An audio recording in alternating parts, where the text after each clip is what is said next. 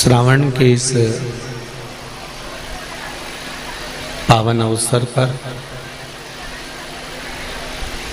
श्रावण के महीने में भगवान देवाधिदेव महादेव की कृपा से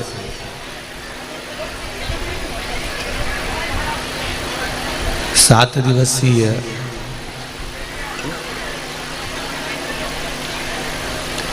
शिव महापुराण की कथा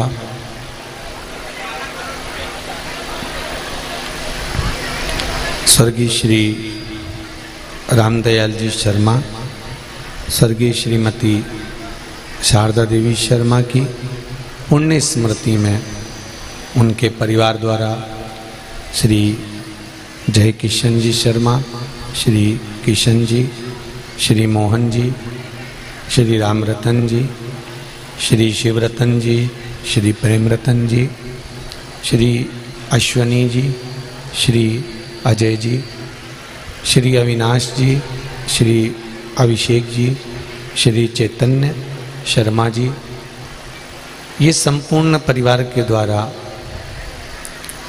भाटापारा की इस पावन मानपूर्णा की नगरी में आप और हमको 7 दिवसीय शिव महापुराण की कथा श्रवण करने का सौभाग्य प्राप्त हुआ है। शिव की कृपा, दया, उदारता जो ये श्रावण के महीने में मौका मिला है आप और हमको शिव तत्व को जानने का। कथा मंडप में विराजमान सभी साधु संत ब्राह्मण जन, छत्तीसगढ़ नगर के सभी पूज्य संत साधु ब्राह्मणों को नमन करते हुए देवाधिदेव महादेव की पावन कथा का रस आस्वादन कर अपने जीवन को धन्य बनाए। एक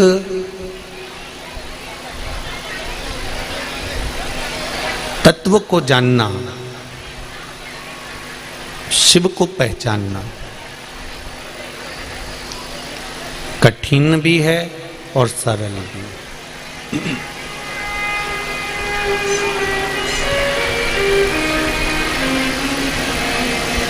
ऐसा नहीं है कि उनको जानना कठिन है या सरल है। भगवान को जिस भाव से भजोगे भगवान उस भाव से मिल जाता है। तेरी कृपा बिना न हिले एक भी अणु, लेते श्वास तेरी कृपा से तनु तनु। बखान क्या करूं मैं राखों के ढेर का, चपटी बबूत में खजाना कुबेर का। यदि हम उसको पहचाने तो उसको पहचानना सरल भी है और कठिन भी है।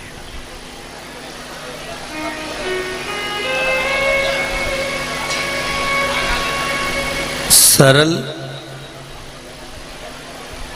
आप बना सकते हो, कठिन भी आप बना सकते हो।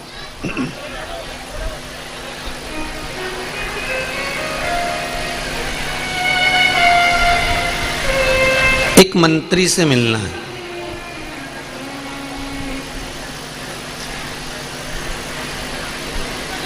किसी भी शासन प्रशासन के किसी मंत्री से अगर आपको मिलना है तो आप अगर ऐसे ही जाके खड़े हो जाओगे तो मंत्री जी से मिलना कठिन होगा। आप यदि ऐसे ही चले गए, आप ऐसे ही पहुंच गए तो मंत्री जी से मिलना कठिन है। भैया जाकर बोल दो मंत्री जी से कि राम किशन आया है या हरि किशन आया है या जय नारायण आया है,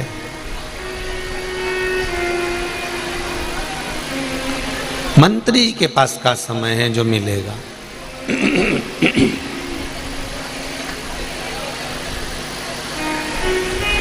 पर आपने अगर मंत्री जी से कहा कि जाकर कहो हम उनके रिश्तेदार हैं, हम उनकी ननन के लड़के हैं, और जाकर बोलो कि हम आए,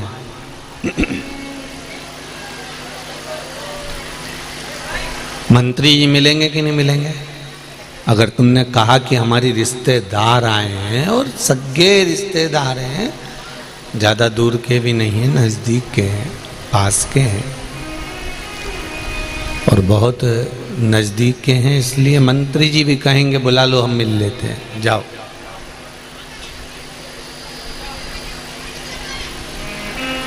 परमात्मा से मिलन, परमात्मा की भक्ति कठिन और सरल हम बनाते हैं। भगवान के मंदिर ऐसे ही जाते रहो, जल चढ़ाते रहो तो मिलेगा जरूर, परंतु हो सकता है कि थोड़ा समय लग जाए। हो सकता है कि थोड़ा समय लग जाए। आप जल चढ़ाते रहें, मिलते रहें, तो हो सकता है थोड़ा समय लग जाए। पर यदि आपने जाकर कहा कि भाई बोलो हम आए हैं, हमारा यदि कोई परमात्मा से संबंध बन जाए,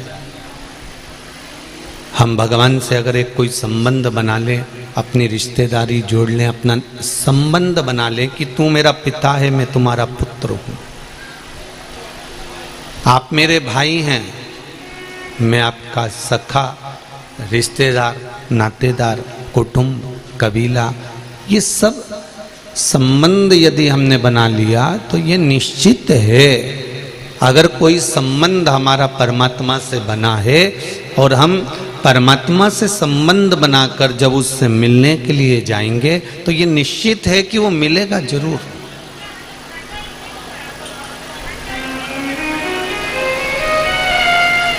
एक संबंध परमात्मा से होना चाहिए।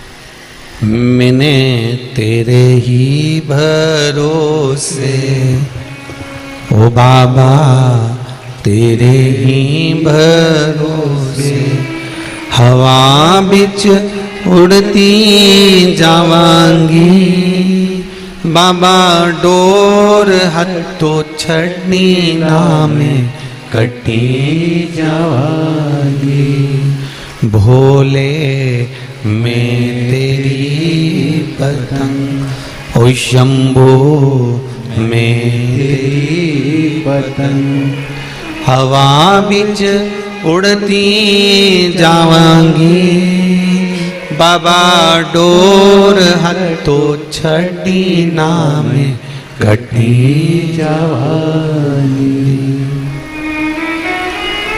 हमारा एक संबंध, हम एक भगवान से कोई ऐसा संबंध बना ले जिससे परमात्मा हमारा और हम परमात्मा के हो जाएं। एक भजन आप लोग गाते हैं, हम भी कई बार गाए हैं कि नाता एक राम जी से दूजा नाता तोड़ दे, रिश्ता एक भोले जी से दूजा रिश्ता, साधु संगे राम रंगे अंग अंग रंगिए, जाई विधि राखे राम ताई विधि रहे, किया अभिमान तो फिर मान नहीं पाएगा, होगा वही प्यारे जो मेरे राम जी को भाएगा, फल आशा त्याग करके काम करते रहिए, जाई विधि राखे राम ताहि विधि रहिए। शिव पुराण भी वही कहती है, आपका और परमात्मा का संबंध एक हो जाए। कोई ऐसा संबंध हम भगवान से बना ले, कोई एक रिश्ता हम परमात्मा से ऐसा बना लें कि उस रिश्ते के बल पर हम भगवान के हो जाएं और भगवान हमारा हो जाए।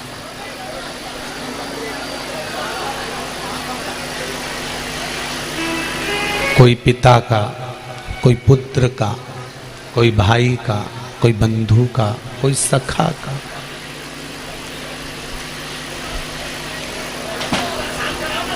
और जब ये संबंध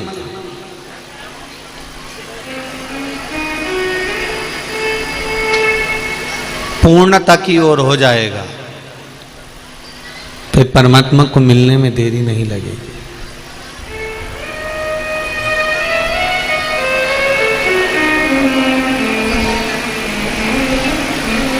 कभी किसी भगवान ने आकर आपके सामने कहा कि मुझको 2 किलो केला चढ़ाना, 2 किलो सेवफल चढ़ाना, सोने का हार चढ़ाना, चांदी का मुकुट चढ़ाना, 1 जोड़ी अच्छा कपड़ा चढ़ाना, 2 किलो मिठाई लेकर आना, वो भी अच्छे हलवाई के यहां से। कभी भगवान बोला आकर? नहीं।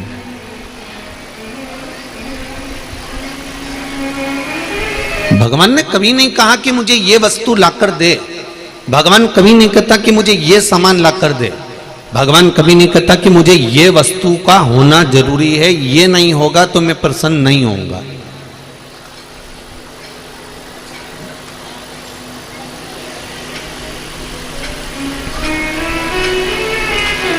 शिव महापुराण की कथा तो यहां तक कहती है, 1 लोटा जल हो चढ़ा दो, नहीं हो बेलपत्री हो तो बेलपत्री चढ़ा दो, बेलपत्री भी नहीं हो तो शंकर भगवान की उठाकर धोकर उसी को चढ़ा दो, वो भी नहीं हो तो फिर 3 बार ताली बजा दो, इतना भी नहीं हो तो मंदिर से जाते जाते मंदिर के शिखर का दर्शन कर लो, वो भी नहीं हो सकता तो कोई मंदिर से निकल कर जा रहा हो, मंदिर में दर्शन कर कर जा रहा हो, पूजन कर कर जा रहा हो, उसका दर्शन कर लो। अगर वो भी नहीं हो सके तो कोई पंचाक्षर मंत्र, षडाक्षर मंत्र या श्री शिवाय नमस्तुभ्यम, या तो नमः शिवाय बोले, ओम नमः शिवाय बोले, श्री शिवाय नमस्तुभ्यम बोले, राम बोले, कृष्ण बोले, द्वादश अक्षर मंत्र ओम नमो भगवते वासुदेवाय बोले, दत्त बोले, देवी बोले, भगवती बोले, भगवान का नाम ले रहा हो, कोई परमात्मा की भक्ति में डूबा हुआ हो, जो मंत्र का जाप कर रहा हो, जिस मंत्र का कर रहा हो, आप उस मंत्र के जाप करने वाले व्यक्ति का भी अगर मुख का दर्शन कर लेते हो तो शिव महापुराण की कथा कहती है, समझ लो भोलेनाथ का दर्शन हो गया, शिव का दर्शन हो गया।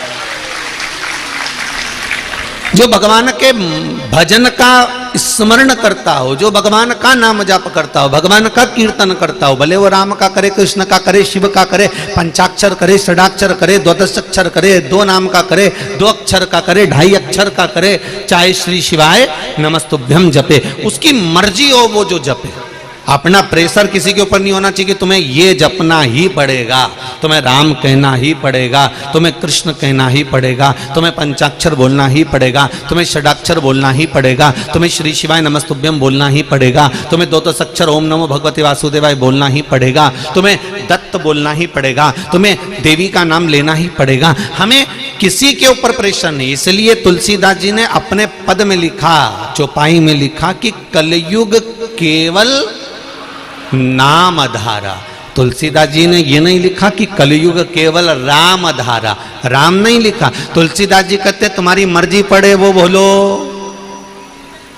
मैं इस चक्कर में पड़ता ही नहीं कि तुम राम बोलो, तुम तो बोलो बस, कुछ भी जपो, जपो जरूर। तुलसीदास जी ने ये चौपाई क्यों लिखी कि कलयुग केवल नाम धारा? क्योंकि तुलसीदास जी को मालूम है मैंने मरा मरा जपा तो राम मिल गया, मैंने मरा मरा जपा तो मुझे राम मिल गया। तो तुम कुछ भी जपो, जपो तो।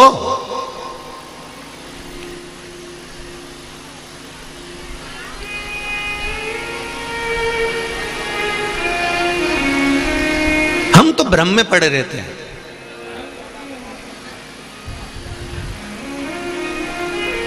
हम 24 घंटे हर पल, हर घड़ी, हर क्षण प्रैक्टिकल करने में लगे रहते हैं। पहले कृष्ण जप के देखते हैं, कृष्ण से काम नहीं हुआ तो राम जप कर देख लेते हैं, राम से काम नहीं हुआ तो शिव जप लेते हैं, शिव से काम नहीं हुआ तो देवी जी को जप लेते हैं, देवी जी से काम नहीं हुआ तो दत्त को जप लेते हैं, दत्त से काम नहीं हुआ तो ये देवता जप लेंगे। हम 24 घंटे प्रैक्टिकल का जीवन जीने का प्रयास कर रहे हैं।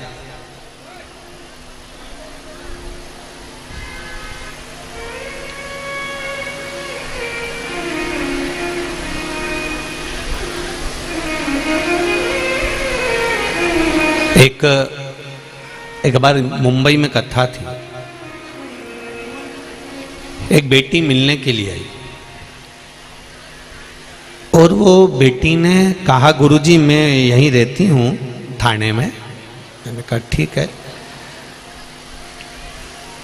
मैं रोज एक प्रैक्टिकल करती हूँ गुरुदेव। हमने पूछा कौन सा प्रैक्टिकल करती है? गुरुजी मैं रोज प्रतिदिन एक फोटो हीरो हीरोइन का पलंग के पास रखती हूँ, सुबह देखती हूँ किसका फोटो का मुंह अच्छा है, मेरा दिन आज कैसा निकला है। हमने कहा गजब। अब पढ़े लिखे बच्चे को हीरो हीरोइन से निकाल कर शिव और पार्वती तक लेकर आना थोड़ा सा कठिन काम तो है।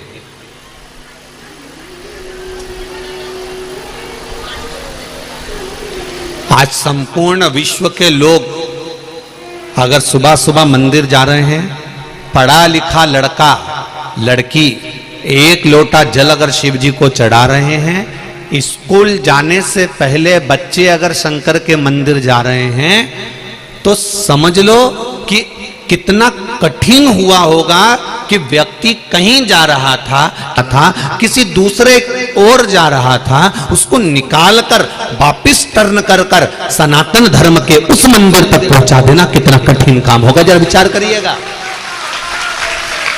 जिस समय पर सनातन धर्म को लोग तोड़ने में लगे हुए थे, जिस समय पर सनातन धर्म को लोग काटने में लगे हुए थे, प्रत्येक दूसरे धर्म का व्यक्ति केवल एक ही धर्म को काटने में लगा हुआ है और वो है सनातन धर्म।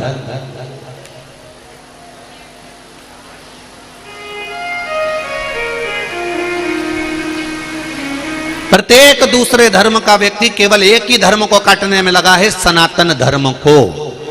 कैसे भी इस धर्म को काटना है, इन व्यक्ति को काटकर अपने धर्म में लेकर आओ। एक व्यक्ति अपने धर्म में ले जा रहा है, उधर से खींचकर उधर धर्म में लेकर जा रहा है, उधर से खींचकर उधर धर्म में लेकर जा रहा है। सनातन धर्म के व्यक्ति को बार बार काटा जा रहा है। जरा विचार करो, जो सनातन धर्म को काट रहे थे और जो लोग मुड़ चुके थे, उन मुड़े हुए व्यक्ति को वापिस टर्न कर कर शंकर जी के मंदिर में एक लोटा जल चढ़वाना कितना कठिन काम होगा। जरा विचार करिएगा, एक एक सनातनी को खींचकर शिव मंदिर तक पहुंचा।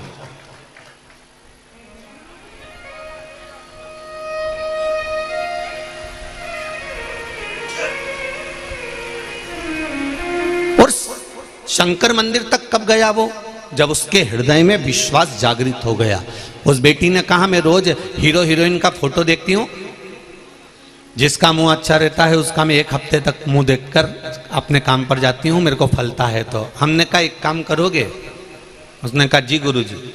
हमने कहा बेटा एक काम करो कि 33 कोटि देवी देवता हैं, नेट पे सर्च करना, तुम्हारा मन पड़ा करे तो फोटो को देखने की अपेक्षा हीरो हीरोइन के एक एक देवता का फोटो देखकर फिर सुबह उठना।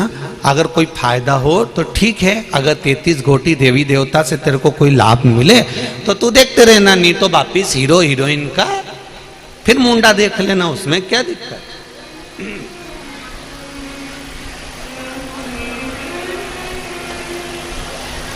उसने कहा गुरुजी हीरो हीरोइन का मुंह देखने से ज्यादा फायदा मिलेगा कि 33 कोटि देवी देवताओं का? हमने कहा हीरो हीरोइन को तो उन 33 कोटि देवताओं ने बनाया कि इनका मुंडा की ऐसी छाप है, इनके मुख का ये स्वरूप है। जिसने बनाया, हम यदि उसी का मुख देख लें तो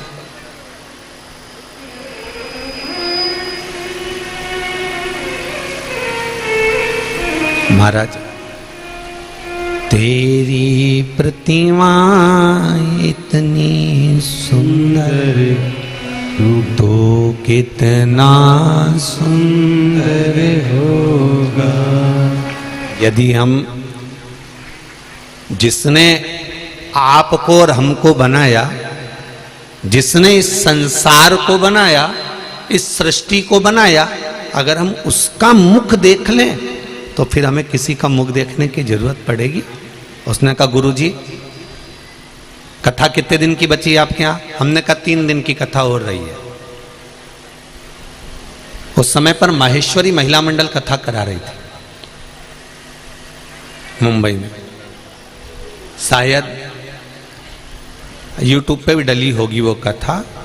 मोर वाला, बदक वाला एक सिंहासन बना होगा, वो देखना माहेश्वरी महिला मंडल की वो कथा डली होगी।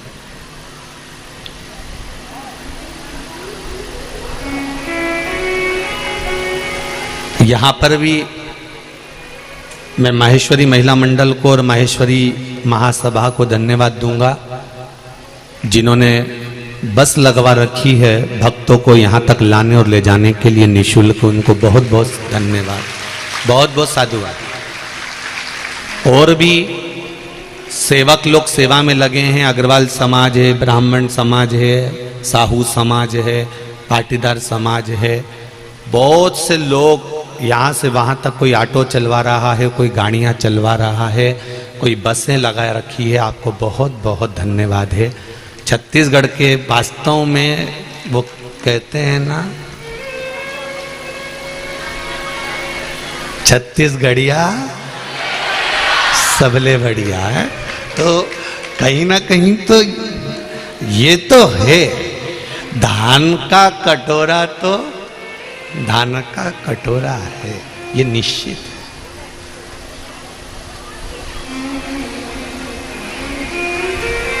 धन कितना है ये मतलब नहीं है।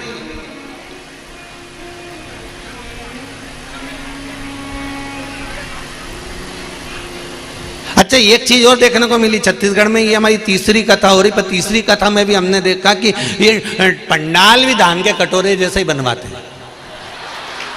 हमने ये चीज तो देखी है यहाँ पर, मतलब वो पंडाल ऐसा तो मिला ही नहीं। जब भी मिला नहीं तो गोल ही मिला। तो हमने आशीष से कहा, आशीष बोला गुरुजी पंडाल लग गया। तो हमने तो देखा ही नहीं था, हमने तो आशीष से कह दिया था गोल लगा होगा, पक्का है।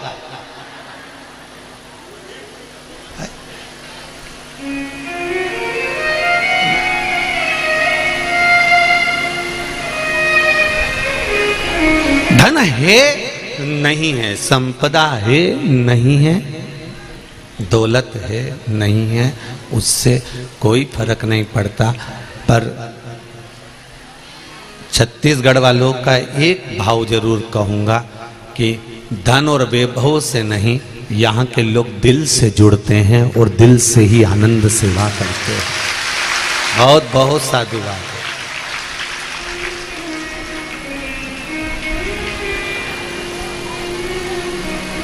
अब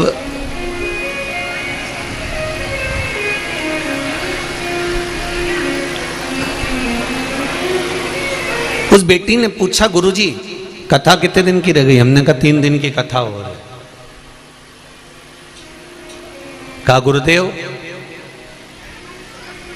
अब मैं एक एक देवी देवता को देखूंगी, ये बताओ पहले किसको देखूं? हमने कहा जिस पे तुम्हारा मन हो जाए तुम तो उसको देख लो।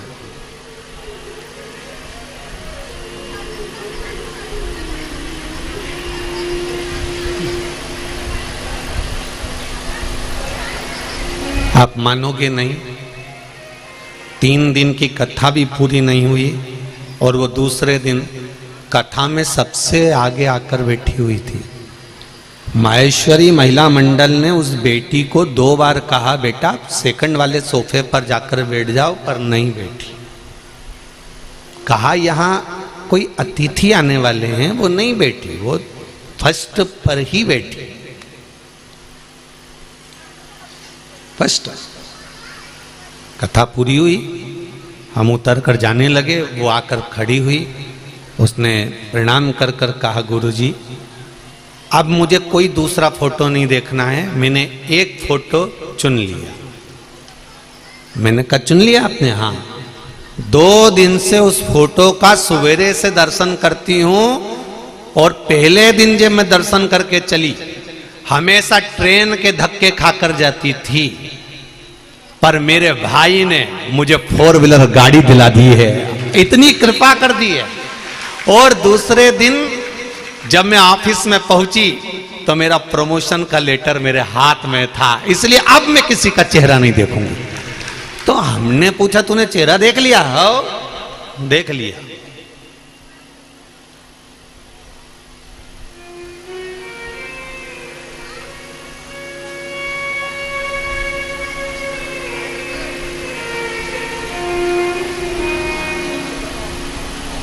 हमने पूछा किसका देखा?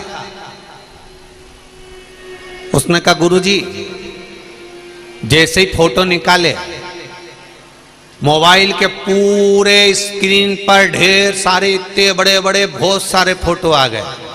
मैंने भी सोच लिया सबको देख लो, इसलिए जितने फोटो थे सबका दर्शन करा। राम भी थे, कृष्ण भी थे, शिव भी थे, दत्त भी थे, देवी भी थी, सब थे। मुझे तो ये लगता है कि सारे देवता एक ही हैं और उन सब ने मिलकर मेरा कल्याण कर दिया। इससे बढ़कर और क्या चाहिए? हम भटक रहे हैं, हम भ्रमित हैं, हम संसार में आके भटक रहे हैं कि हमें इस मंत्र का जाप करना चाहिए, इस मंत्र का जाप करना चाहिए, इस देवता को मानना चाहिए, उस देवता को मानना चाहिए। हमने अपने आप में मंत्र को बड़ा बना दिया, छोटा बना दिया। ये हमारी मूलता है।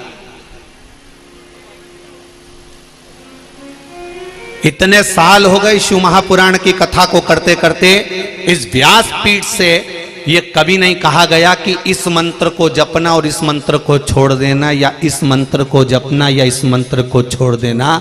प्रत्येक कथा में एक ही बात कहा जाती है, चाहे राम बोलो, चाहे कृष्ण बोलो, चाहे 2.5 अक्षर का बोलो, चाहे 2 अक्षर का बोलो, चाहे पंचाक्षर बोलो, चाहे षडाक्षर बोलो, चाहे 12 अक्षर का बोलो, चाहे श्री शिवाय नमस्तुभ्यम बोलो, चाहे दत्त बोलो, चाहे देवी बोलो, तुम्हारा मन पड़े उसको जपो, पर मंत्र जपो जरूर। इस व्यासपीठ से एक बात हम बार बार कहते हैं, मंत्र का जाप करना। मंत्र कोई छोटा नहीं होता ना बड़ा होता, कोई बड़प्पन का कि ये बड़ा हो गया ये छोटा। आप दिल से जिसको भज रहे हो वो बड़ा है।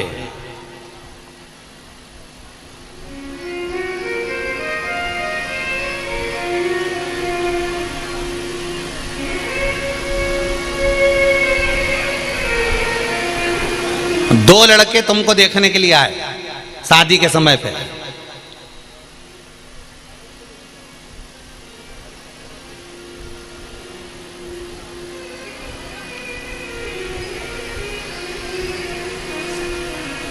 भेरूलाल और नाथूलाल,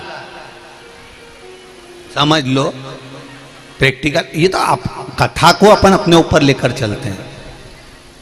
2 लड़के तुमको देखने के लिए, भेरू और नाथू। अब देखने दोनों आए, बातचीत दोनों से हुई, होटल में बैठकर बात भी करी, खाना भी दोनों के साथ खाया, घूम के भी आए, शादी एक से हुई। तो तुम पांव एक का पढ़ोगे कि 2 का पढ़ोगे? अरे बोलती तो जाओ, एक का ही ना। बहुत अच्छे से समझ लेना। तुम हलवा बना रही थी,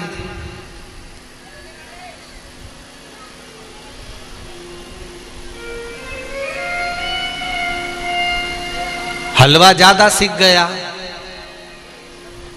आंच ज्यादा लग गई, जल गया, तो वो हलवा नाम रहेगा कि जलवा नाम रहेगा? अरे बोलो तो। अभी तक तो वो हलवा था, हलवा, क्योंकि वो जला नहीं था, सिक रहा था, बढ़िया था, घी भी डला। अब सिकते सिकते सिकते सिकते सिकते सिकते उसमें आग लग गई, उसमें हलवा का नीचे से जलवा हो गया, मतलब पूरा जल गया। तो क्या हलवा का नाम बदल दोगे कि नी साहब ये ज़्यादा जल गया, इसलिए मेहमान को जब दो तो कह दो नी साहब ये हलवा नहीं है, ये तो मेहमान भी पूछेगा ये जलवा कौन सा आइटम है? कहना साहब वो ज्यादा जल गया था इसलिए हलवे का भाई, अरे बोलो तो जलवा है। अच्छा जीजीवन बड़ी खुश हो गई, अब की बार हम यही करेंगे, जो जल गया उसका नाम जलवा रख देंगे। तो ये ज्यादा जल गया था तो हमने इसका नाम चेंज कर दिया, अभी तक ये हलवा था, अब दीनानाथ ये जलवा हो गया। अभी तक ये हलवा था, अब ये जलवा हो गया। तो उसको स्वीकार नहीं, हलवा का हलवा ही रहेगा, वो कितना भी जल जाए, कितना भी उसमें आग लग जाए, चाहे कितना भी उसमें ताती पड़ जाए, पर वो हलवा का हलवा ही रहेगा। उसी तरह दो आए देखने के लिए, एक से संबंध पक्का हुआ तो हम एक को ही प्रणाम करेंगे। उसी तरह हमने जैसे एक को प्रणाम करा, उसी तरह शिव महापुराण की कथा कहती है मंत्र जपो, बहुत जपो, पर जिससे तुम्हारा दिल रम जाए, जिसमें तुम्हारा मन उस मंत्र में अटक जाए, उस मंत्र का स्मरण बार बार करते रहो, तो वो मंत्र तुमको भव से पार कर देता है, पार लगा देता है। तो पार करने में भागीदारी उस मंत्र की रहे।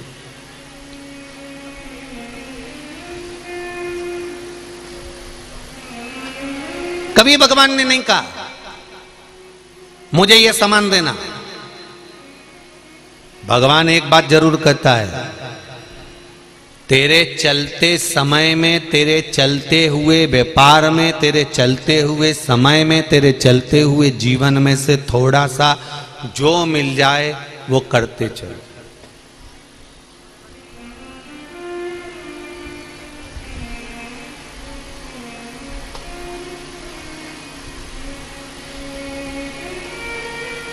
द्रौपदी की साड़ी दुशासन ने पकड़ी, परिवार वाले पास में बैठे थे, कोई बचाने आया? अरे जम के तो बोलो छत्तीसगढ़ के, नहीं। द्रौपदी की साड़ी दुशासन ने पकड़ी, सारे रिश्तेदार देखते रहे, कोई बचाने नहीं आया। भीम बचा सका? नहीं। साड़ी दुशासन ने पकड़ी, कोई नहीं बचा पाया। नाड़ी डॉक्टर ने पकड़ी, कोई नहीं बचा पाया। साड़ी भगवान कृष्ण ने बचाई थी, तो नाड़ी भी भगवान ही बचा सकता है, उसके सिवाय कोई।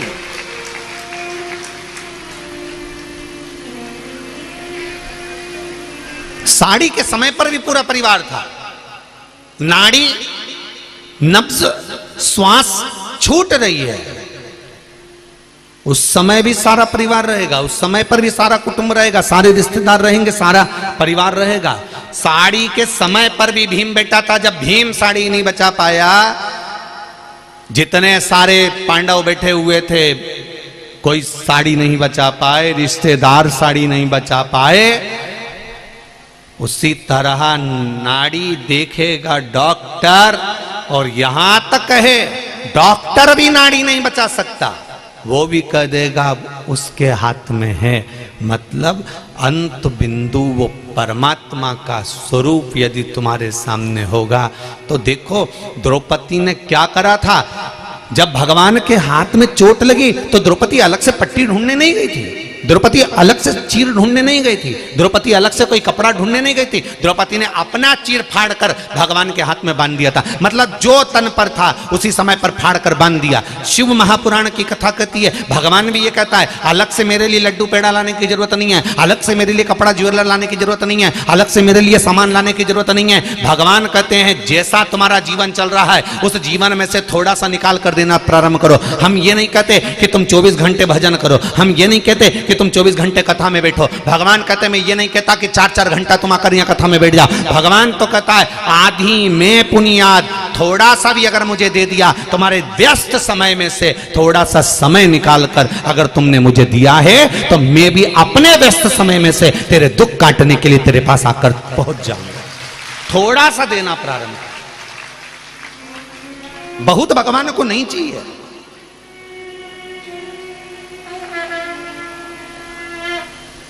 भगवान को बहुता में नहीं चाहिए, भगवान को तो थोड़ा चाहिए, और उस थोड़े में भगवान को आनंद का अनुभव हो जाएगा। थोड़ा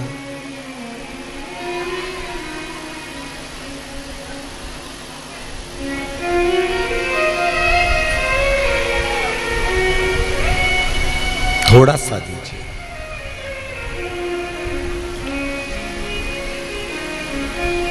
देखिए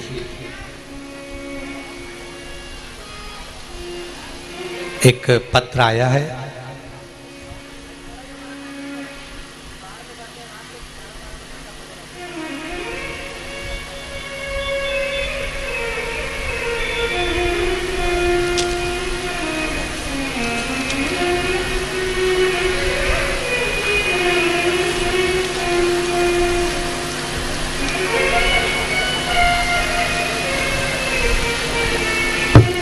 ऐसा पत्र जीवन में पहली बार आया है।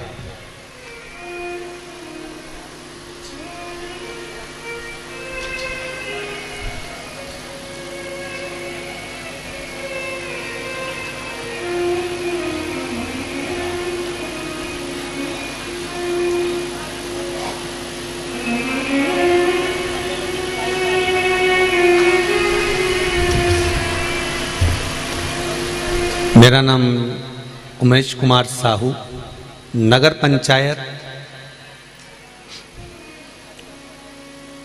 कांगदेही, समोदा थाना, आरंग जिला, रायपुर, छत्तीसगढ़ से हैं। कहीं बैठे हों तो हाथ जरूर हिलाएं। जहां कहीं भी बैठे हों, दिनेश कुमार साहू, नगर पंचायत कांगेदी, समोदा थाना, आरंग जिला, रायपुर, छत्तीसगढ़। उन्होंने पत्र में लिखा है,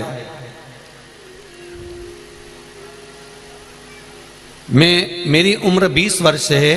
मैं नगर पंचायत कांगदेही, समोदा, आरंग जिला, रायपुर, छत्तीसगढ़ का रहने वाला हूं।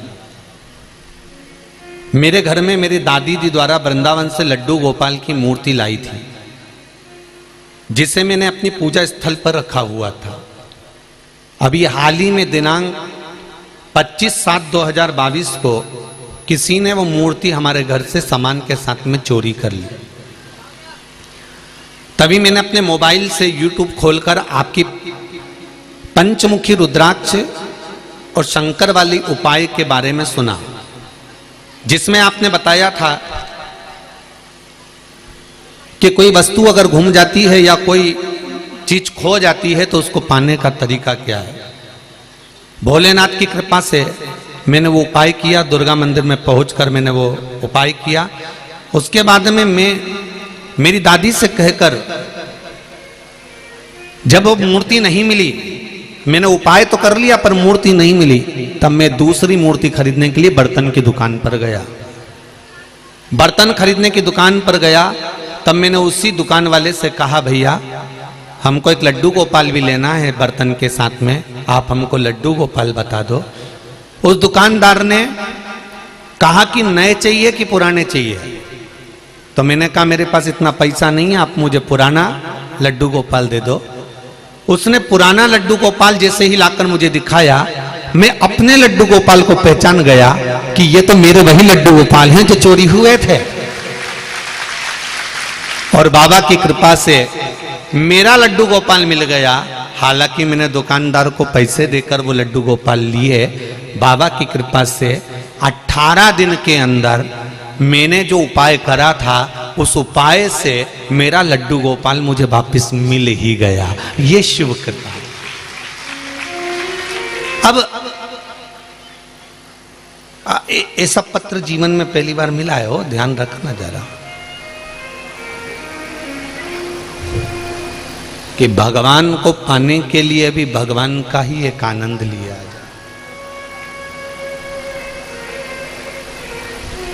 आज समझ में आ गया, पाँव में अगर कांटा चुभ जाता है ना तो उसको कांटे से ही निकाला जाता, पिन से।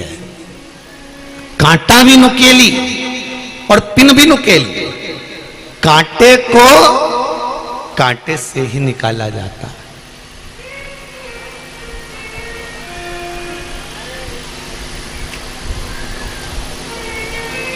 भगवान को पाने के लिए केवल हृदय निर्मल मन सो मोहि पावा, मोहि छल छिद्र कपट ना भावा। भगवान को पाने के लिए आपका निर्मल मन, निर्मल स्वभाव, निर्मल बुद्धि, निर्मल चित्त, निर्मल मन चाहिए।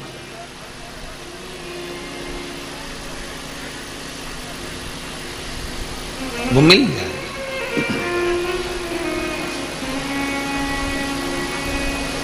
उसको पाया जा सकता है।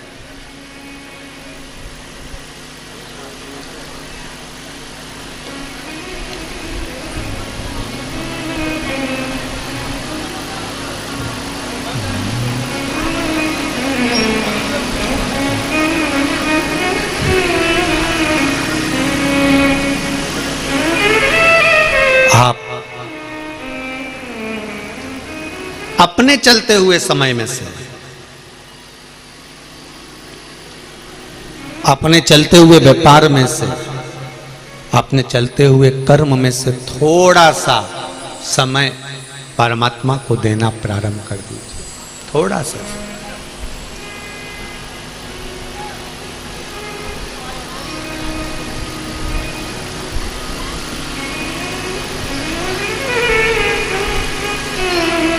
आप थोड़ा सा समय देना प्रारंभ करेंगे, वो परमात्मा भी आपको कुछ न कुछ देना प्रारंभ कर देगा। भगवान कभी धन दौलत संपदा वैभव सत्ता, आपका बहुत बड़ा बंगला या गाड़ी या वस्तु से भगवान कभी प्रसन्न नहीं हुआ, कभी भी।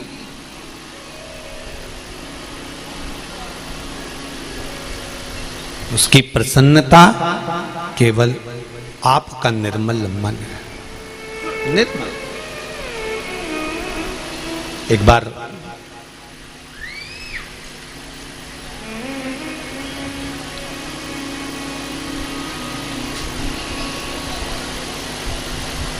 माता पार्वती जी तप मुद्रा में बैठी हुई थी।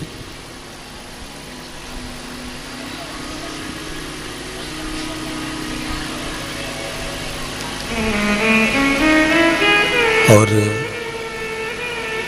तप में लीन थी मां।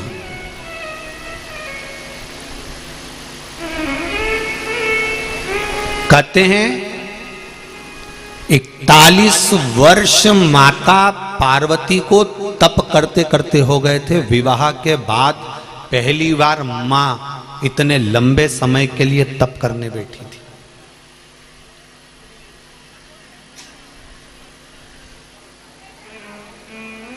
जरा समझ लेना बहनों, ध्यान रखिएगा थोड़ा सा। शादी के पहले आप व्रत कर लोगी, बहुत अच्छे से कर लोगी। शादी के पहले संकट सोमवार कर लोगी, बहुत अच्छे से कर लोगी। शादी के पहले सोमवार कर लोगी, बहुत अच्छे से कर लोगी। शादी के पहले तीज कर लोगी, चतुर्थी कर लोगी, छठ कर लोगी, सप्तमी कर लोगी। सारे व्रत शादी के पहले बहुत अच्छे से कर सकती हो। पर शादी के बाद जो आप व्रत करते हो ना, इस व्रत को करने के लिए शरीर, परिवार, कुटुंब, कबीला, मन, चित्त और वृत्ति, ये थोड़ी बलवान बनाना पड़ती है।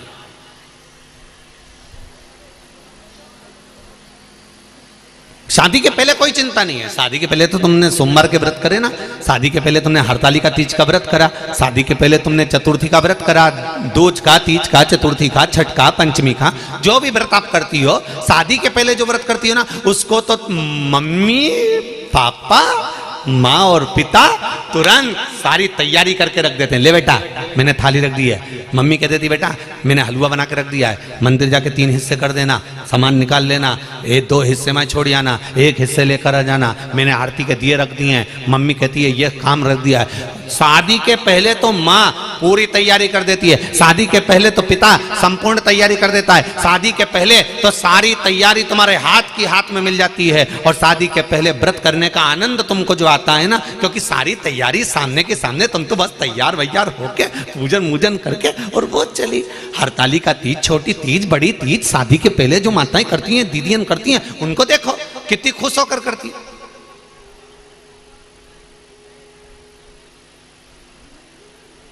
पर वही व्रत शादी के बाद जब करा जाता है, इधर से बच्चे, इधर से पति, सास ससुर, देवर जेठ, काका सास, काका ससुर, सासू, बुआ सास, सारे रिश्तेदार, कुटुंब, कबीले, सबको साधना है, भोजन भी तैयार करना है, पूजन की थाली भी लगाना है, पूजन करने भी बैठना है, बच्चों का स्कूल से आने का समय भी हो गया, भेजने का समय भी हो गया, टिफिन भी बनाना है, काम भी सारा करना है, और उस बीच में भगवान का भजन भी करना है। कितना कठिन काम है, जरा विचार करिएगा शादी का पहले और बाद में। माता पार्वती 41 वर्ष विवाह के बाद में माता पार्वती जी ने जो तप साधना करी, साधना करते ही माता पार्वती जी के शरीर से एक ज्योत प्रकट होने लगी, एक ज्योति प्रकट होने लगी। तप का बल प्रकट होने लगा।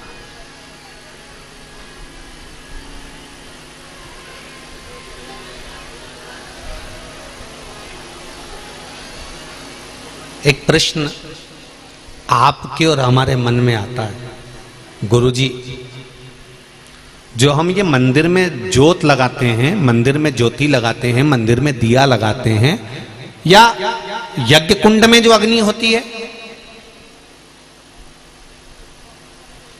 या जो ज्योत हम प्रकट करते हैं, चाहे माता रानी की करें या श्याम बाबा की करें या राम जी की करें या कृष्ण जी की करें या हम रुणिचा की करें या हम किसी भी देवी देवता की करें, ये ज्योत जो खड़ी करते हैं, ये ज्योत है कौन? ये ज्योति है कौन? इस ज्योति का प्रतिबिंब कहां से? इस ज्योति की प्रागट्यता कहां से? ये ज्योति किसकी लड़की है? ये ज्योति किसकी पुत्री है? क्यों माता रानी के अनुष्ठान में, क्यों शंकर जी की पूजन में, राम जी की पूजन में, कृष्ण की पूजन में, भगवान के 33 कोटि देवी देवताओं की पूजन में ज्योति की महत्वता क्यों होती है? दीप की महत्वता क्यों होती है? दिया क्यों लगाना चाहिए? अगर दिया नहीं लगाओगे तो अगरबत्ती लगाना पड़ेगा, अगरबत्ती नहीं लगाओगे तो यज्ञ करना पड़ेगा, यज्ञ नहीं करोगे तो धूप बत्ती लगाना पड़ेगी। पर अग्नि उस जगह पर प्रकट ज्योति का स्वरूप कहां से आया? ये ज्योति कहां से प्रकट हुई? ये ज्योति की मूलता कहां?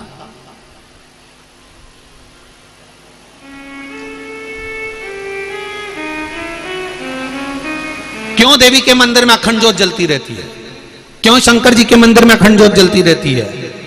क्यों भगवान के मंदिर में अखंड ज्योत जलती रहती है? उस ज्योत का महत्व क्या है? 12 ज्योतिर्लिंग में जाकर देखो, एक ज्योत जलती मिलेगी। देवी जी के मंदिर में जाकर देखो, शक्तिपीठों पर जाकर देखिए, एक ज्योत जलती मिलेगी। ज्योत नहीं जलेगी तो हवन कुंड में अग्नि जलती मिलेगी, पर ज्योत मिलेगी ही। इस ज्योत की महत्वता क्या? कौन है ये ज्योति? 41 वर्ष मां तब साधना में लीन है, तब कर रही।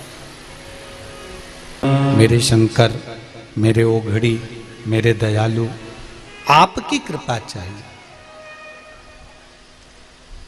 शिव कथा कहती है, पार्वती मैया ने जब तप करना प्रारंभ करा, ऐसा तप माता पार्वती ने करा, ऐसा तप करा कि उनके शरीर से, माता के स्वरूप से अग्नि प्रकट होने लगी। अग्नि प्रकट। जैसे ही अग्नि प्रकट हुई, शंकर भगवान सामने आकर खड़े हुए। शिवजी ने देखा कि पार्वती के शरीर से अग्नि निकल रही है। अब थोड़ा सा कथा पर ध्यान देना। ब्रह्मा, भगवान ब्रह्मदेव और भगवान विष्णु ने जब पर्वत को घुमाना प्रारंभ करा था तो अग्नि का खंभ प्रकट हुआ था। मतलब शंकर भगवान को भी ज्योतिर्लिंग कहते हैं, मतलब जिसमें ज्योति समाई है, शिव का स्वरूप समाया।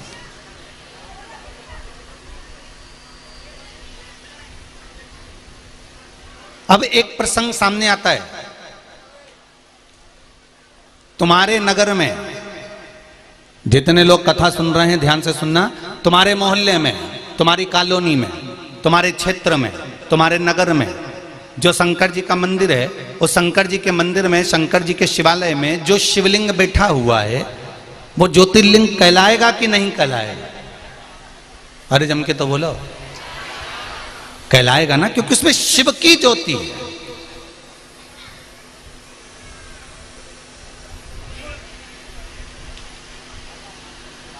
पूरे विश्व में जो भी शंकर के शिवालय हैं, शंकर के शिवलिंग हैं, जो भी शंकर के मंदिर हैं, उस शिवालय में शंकर भगवान चाहे छोटे से हो, चाहे मोटे से हो, चाहे बड़े हो, चाहे लंबे हो, चाहे छोटे हो, जैसा भी शिवलिंग है, भले वो पारत का है, पाषाण का है, मूंगा का है, हीरा का हो, पुखराज का हो, मोती का हो, पार्थिव हो, जो भी शिवलिंग तुम्हारे मंदिर में है या तुम्हारे मोहल्ले में, नगर में, गांव में, क्षेत्र में, जहां पर भी है, कोई शिवलिंग ऐसा नहीं है जिसमें शंकर की ज्योति नहीं है। प्रत्येक शिवलिंग के अंदर शंकर भगवान की ज्योति विराजमान होती है, प्रत्येक शिव के अंदर प्रत्येक शिवलिंग।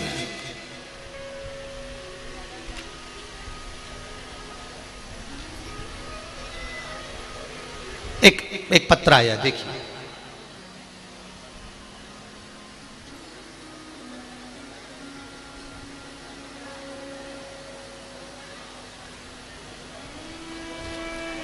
गुरुजी, मैं भिलाई से नगर कोहका से आई हूँ। मेरा नाम आरती नेमा है। कहीं आरती नेमा बैठी हो तो हाथ हिलाइएगा। आप ही का नाम है? दोनों हाथ हिला दो एक बार। हर हर महादेव।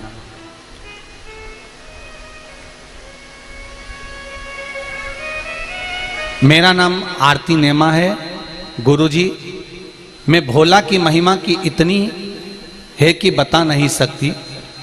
मेरा लड़का अभिषेक सीहोर गया था, वहां से रुद्राक्ष लाया था। फिर मेरे सहेली के पति बहुत बीमार थे, वो बिस्तर से उठ नहीं पाते थे। कई साल हो गए थे उनको बिस्तर पर पड़े पड़े। मैंने उस रुद्राक्ष को उनको दिया। पहले तो बहुत बहुत धन्यवाद कि किसी की बीमारी को समाप्त करने के लिए आपके पास जो रुद्राक्ष था आपने दिया, उसके लिए धन्यवाद बहुत बहुत। क्योंकि संसार में अगर हम किसी का सहयोग करते हैं, संसार में अगर हम किसी को हेल्प करते हैं, सहयोग देते हैं, व्यापार हो, परिवार हो, चाहे समाज हो, अगर हम किसी ना किसी को सहयोग करते रहते हैं तो परिवार, व्यापार और समाज ये कभी नीचे नहीं आते, ऊपर की ओर ही बढ़ते चले जाते हैं। सहयोग से कभी नीचे नहीं आता, व्यक्ति ऊपर बढ़ता है। मेरी सहेली के पति बहुत बीमार थे, बिस्तर से उठ नहीं पाते थे, कई साल हो गए थे बिस्तर पर पड़े। मैंने उस रुद्राक्ष को अपनी सहेली को दिया और उन्होंने उस रुद्राक्ष का जल अपने पति को पिलाना प्रारंभ करा। जब वो डॉक्टर को दिखाने के लिए गए और उनको लेकर गए तो डॉक्टर उनकी रिपोर्ट देखकर कहता है कि किसी दूसरे डॉक्टर का इलाज चल रहा है क्या? पूरी रिपोर्टें नॉर्मल आना प्रारंभ हो गई और उनको आराम लग गया, वो चलना फिरना प्रारंभ कर दिए। बैठो बहन, हर हर महादेव। शिव कृपा। एक पत्र और है बड़ा सुंदर, देखिए।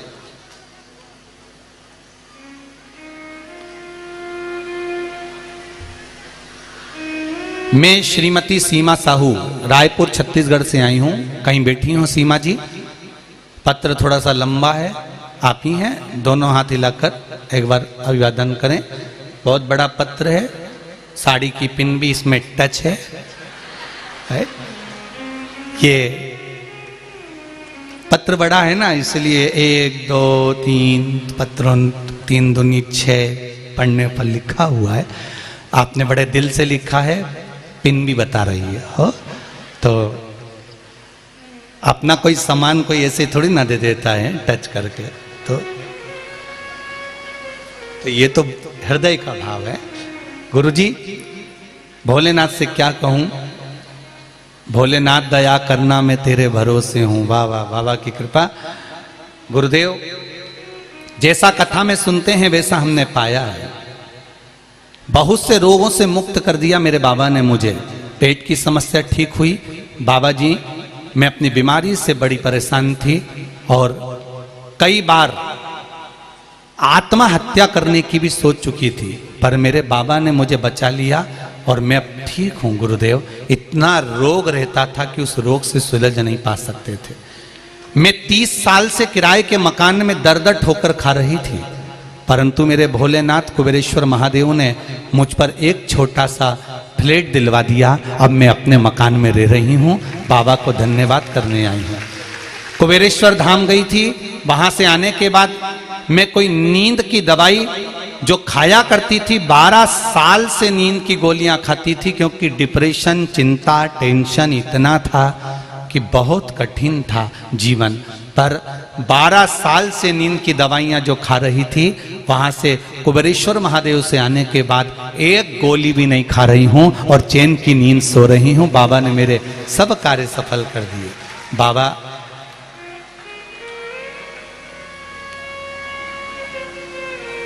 हम 1 लोटा जल बाबा के मंदिर जाकर चढ़ा रहे हैं। जब से चढ़ा रहे हैं बाबा ने हाथ पकड़ रखा है। गुरुदेव, मैं प्रणाम करने आई हूँ। दीदी, श्री शिवाय नमस्तुभ्यम। बैठिए बैठिए। हर हर भोलेनाथ दया करना, मैं तेरे भरोसे हूँ। जरा दम से तो बोलो, मैं तेरे भरोसे हूँ। मेरे बाबा दया करना, मैं तेरे भरोसे हूँ। फिर निवेदन करूंगा, जैसा मेरी बहन ने लिखा, इतना डिप्रेशन, इतनी चिंता, इतनी परेशानी, जिंदगी का सारा दुख भगवान ने मुझको दे दिया। मरूं नहीं तो क्या, पर मरना उस समस्या का निदान नहीं है। कर्जा हो गया, हो जान दो। कोई पैसे खा गया, खा जान दो। कब्जा कर लिया, कर लेन दो। रिश्तेदारों ने जायदाद ले ली, ले लेन दो।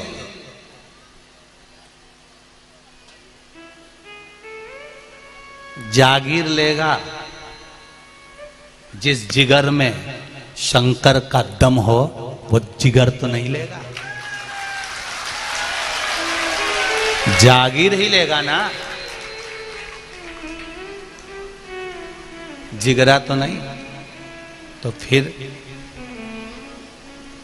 बलवान बनाओ अपने जीवन को, बलवान।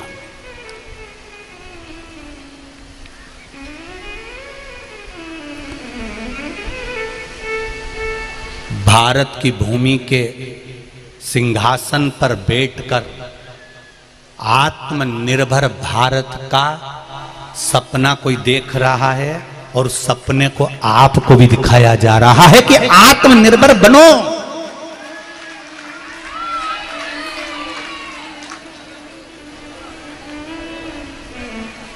वो आत्मनिर्भरता क्या है?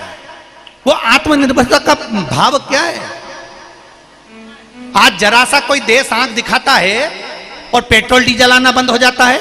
इसलिए आत्मनिर्भर बना रहा है वो व्यक्ति बैठकर कि हमें किसी की आंख नहीं देखना पड़े, हम आंख में ही घुस जाएं, तब बनेगा आत्मनिर्भर भारत।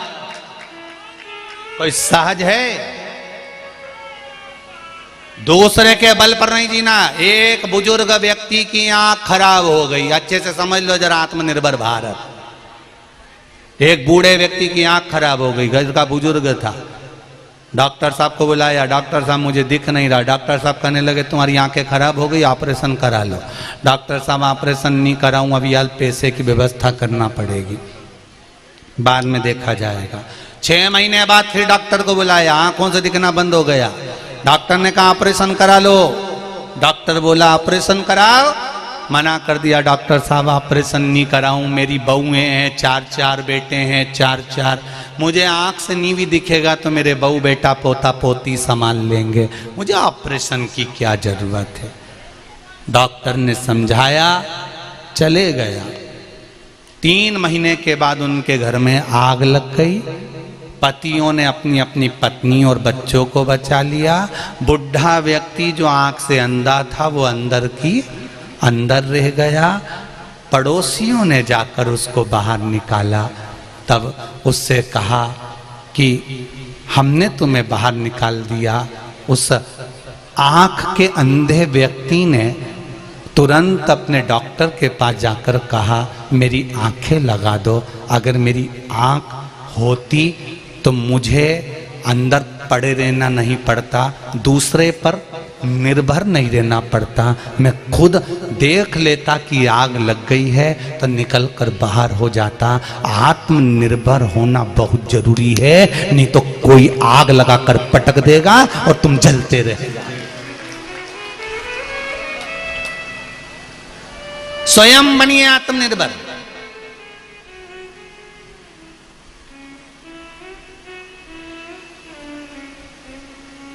दूसरा धन खा गया, खजान दो, दूसरा पैसा खा गया, खजान दो।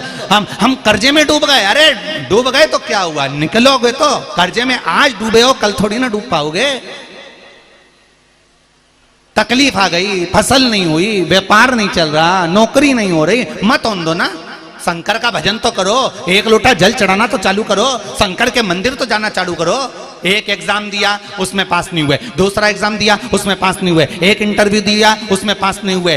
अरे भारत का गौरव रहे पूर्व में समय के अनुसार एक स्मरण कराऊं, 15 बार इंटरव्यू दिया और 15 बार फेल हो गए, 15 बार चुनाव लड़े और 15 बार हार गए, तो भी हिम्मत नहीं आ रही। 16वीं बार फिर चुनाव लड़ने का सोच लिया तो जीत गए। तो ऐसे ऐसे पद हैं संसार में, तुम देखो तो कब तक हार भी कब तक हार देगी।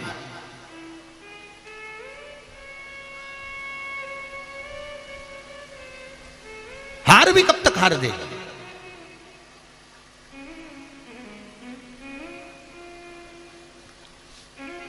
परसों भारत की बेटियों ने कमाल करा।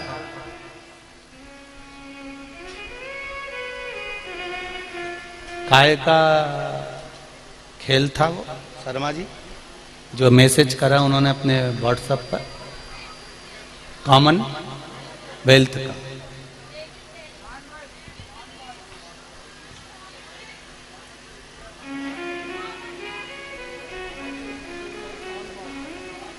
नॉन वॉल का, कॉमनवेल्थ का जो गेम था, उन बेटियों ने मैसेज करा है व्हाट्सएप पर कि पूज्य गुरुदेव को बताना हम 3 बार हार चुके थे, 4थी बार हमने विचार कर लिया कि सोमवार का दिन है, काम करते हैं, सब सोमवार का व्रत रखते हैं और 1 लोटा पानी चढ़ाकर फिर चलते हैं।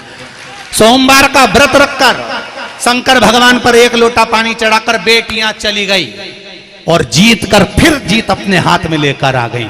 इसको कहते हैं शिव भक्ति।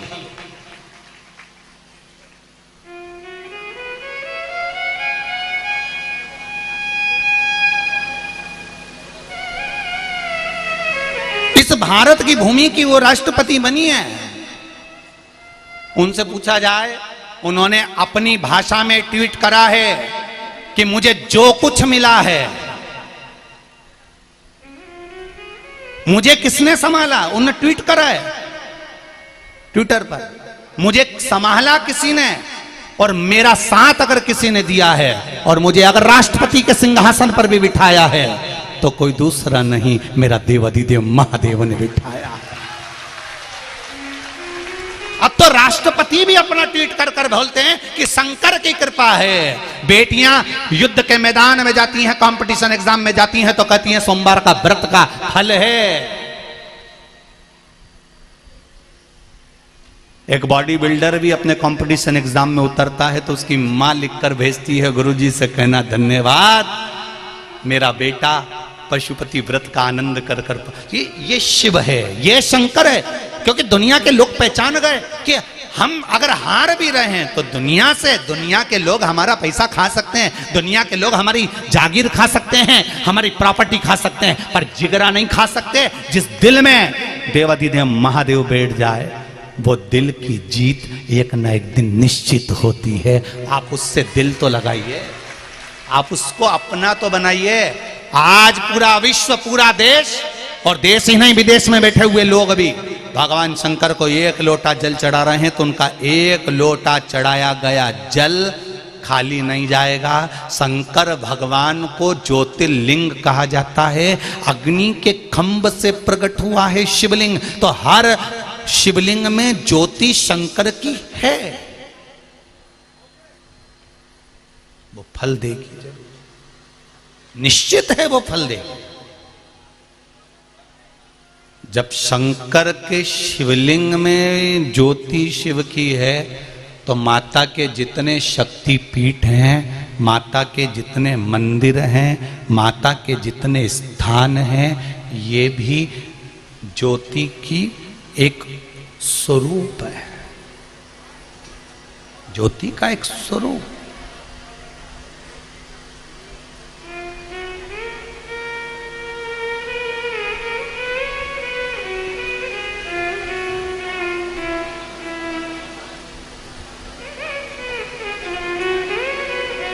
एक ज्योति का स्वरूप।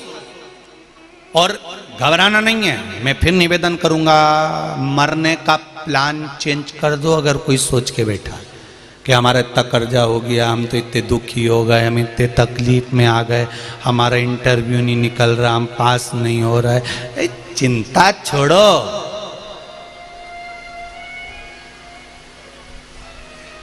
तुम तो छाती पे हरी मूंग दलो, अपने टेंशन वेंशन नहीं करो।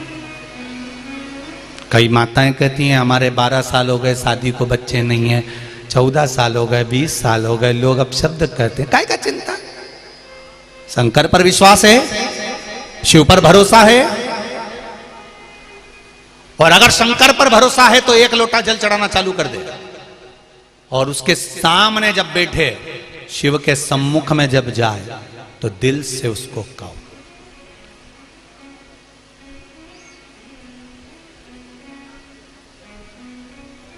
दिल से कहो उसको।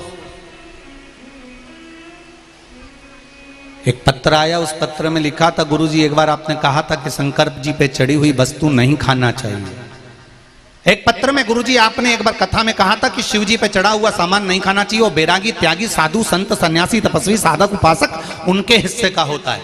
केवल नर्मदेश्वर महादेव कैसे होते हैं जिन पर चढ़ा हुआ खा सकते हो, तो हम लोग बेलपत्री खाते हैं, तो वो खाएं कि नहीं खाएं। हमने अगर कहा है तो एक बात हमने आपको बार बार कही है कि शंकर जी से एक बेलपत्र अगर खाने की ला रहे हो तो क्या बोल कर लाना कि बाबा औषधि दे दीजिए। बोला कि नहीं बोला था? अरे बोलो तो जम के, बोला था ना। हमें शिवजी से चढ़ा हुआ सामान नहीं चाहिए, हमें शंकर भगवान से औषधि लाना है। हम उनका लड्डू नहीं खा रहे, हम उनका पेड़ा नहीं, हम तो उनसे उनकी औषधि मांग कर ला रहे हैं कि आपकी एक बेलपत्र दे दो और इसको औषधि बनाकर दे दीजिए। आपका चढ़ा हुआ जल आप औषधि बनाकर दे दीजिए, आप पर चढ़ी हुई बेलपत्र औषधि बनाकर दे दीजिए। हम शिव जी की शिव महापुराण का एक एक प्रसंग हमारी जिंदगी में उतार कर रखिए कि गुरु जी ने क्या बोला और किस तरह से बोला और उसका फल क्या है और उसका स्वरूप क्या है, उसको उतारिए अपने जीवन में, आपको मिलेगा।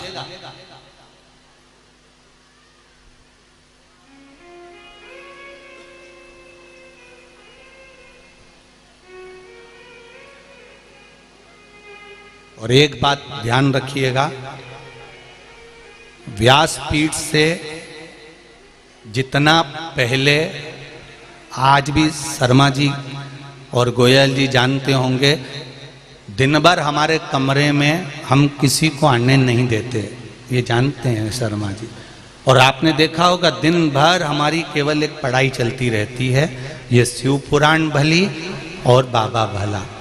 दिन भर जितना आपको, और आज से नहीं पहले से नियम है, व्यासपीठ से वही बताया जाता है जो शिव महापुराण में या गर्ग संहिता में या स्कंद पुराण में, पद्म पुराण में, नर्मदा पुराण में, लिंग पुराण में, भविष्य पुराण में, देवी भागवत में जो हमको निचोड़ मिल जाता है उसको लिखकर रख लेते हैं और उसको रखकर फिर आप तक पहुंचाया जाता है, जिससे ये जीवन का कल्याण कर सके, जो शास्त्र के अनुकूल हो, शास्त्र के अनुकूल।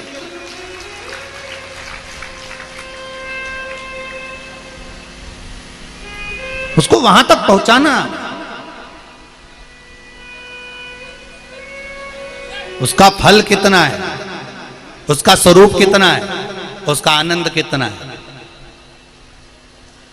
महाराज शिव महापुराण की कथा कहती है, भगवान शंकर का चरित्र कथा है, माता पार्वती जी ने जो तप साधना करी, उस तप साधना से ज्योति प्रकट हो गई। जैसे ही ज्योति प्रकट हुई तो शंकर भगवान ने आकर दर्शन किया। दर्शन किया, पार्वती से पूछा, पार्वती, हे पार्वती उठो, दर्शन करो तुम मेरा।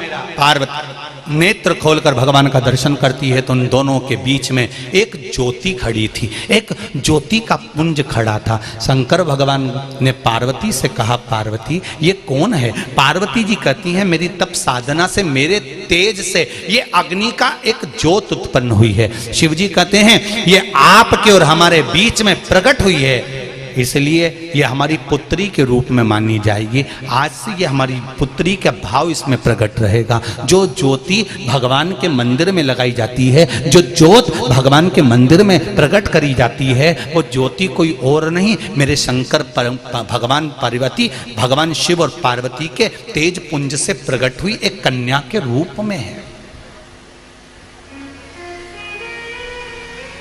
जिसको ज्योत्सना, ज्योति, कल्याणी, यज्ञेश्वरी कहा जाता है।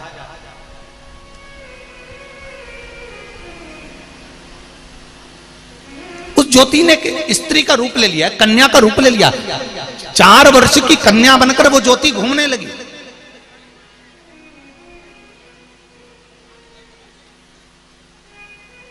चार वर्ष की कन्या बनकर ज्योति घूमने लगी।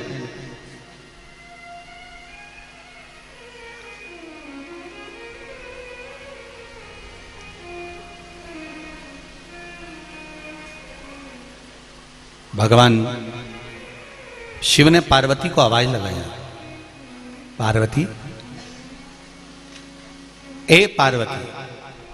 पार्वती जी बोली, हाँ प्रभु बोलिए।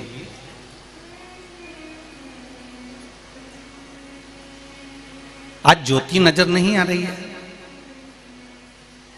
यज्ञेश्वरी नहीं दिख रही है, आज कल्याणी गई कहां?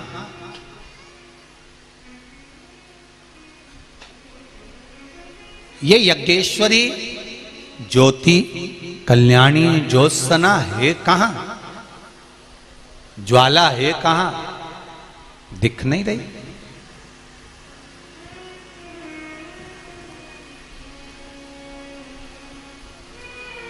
पार्वती मैया ज्योति को ढूंढने के लिए गई। हिमालय के शिखर पर, हिमालयों की गुफा में पार्वती मैया अपनी पुत्री ज्योति को ढूंढ रही हैं।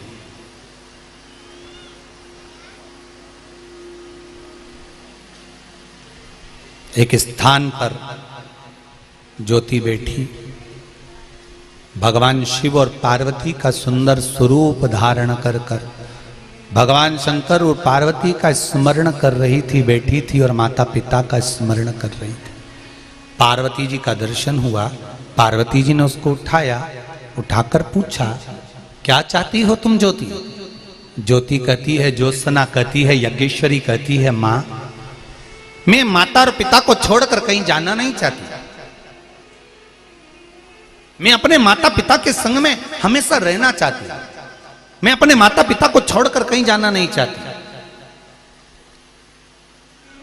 पार्वती जी ने वचन दे दिया, सुनो ज्योति, मैं तुम्हें वर देती हूं, मैं जहां पर विराजमान रहूंगी उस जगह पर अगर ज्योति नहीं होगी तो मैं उस पूजन को कभी स्वीकार नहीं करूंगी।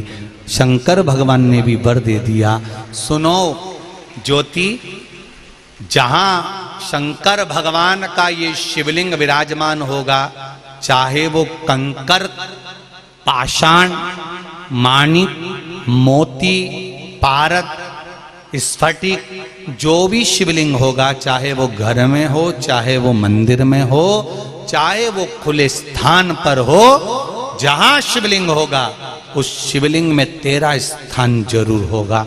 तो वो शिवलिंग को ज्योतिर्लिंग का रूप भी कहा जाता है। जहां शिव है वहां ज्योति है, जहां पार्वती है वहां ज्योति है। अब समझना अपने को ये है, कोई भी पूजन हो, कोई भी अनुष्ठान हो, कोई भी यज्ञ हो, कोई अवसर हो, कोई पूजन हो, कोई पाठ हो, कोई अनुष्ठान हो, उस अनुष्ठान में सबसे पहला काम होना चाहिए कि दीप प्रज्वलन हो।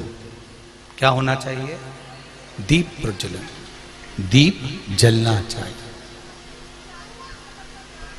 इसलिए आप लोगों को कहते हैं कि ये अंग्रेजों की जो नई नई लीलाएं हैं कि केक काटो और मोमबत्ती बुझाओ और हैप्पी बर्थडे ने टू यू गाओ, ये हमारे सनातन धर्म का नहीं है। हमारा सनातन धर्म कभी नहीं कहता कि काटो और खाओ।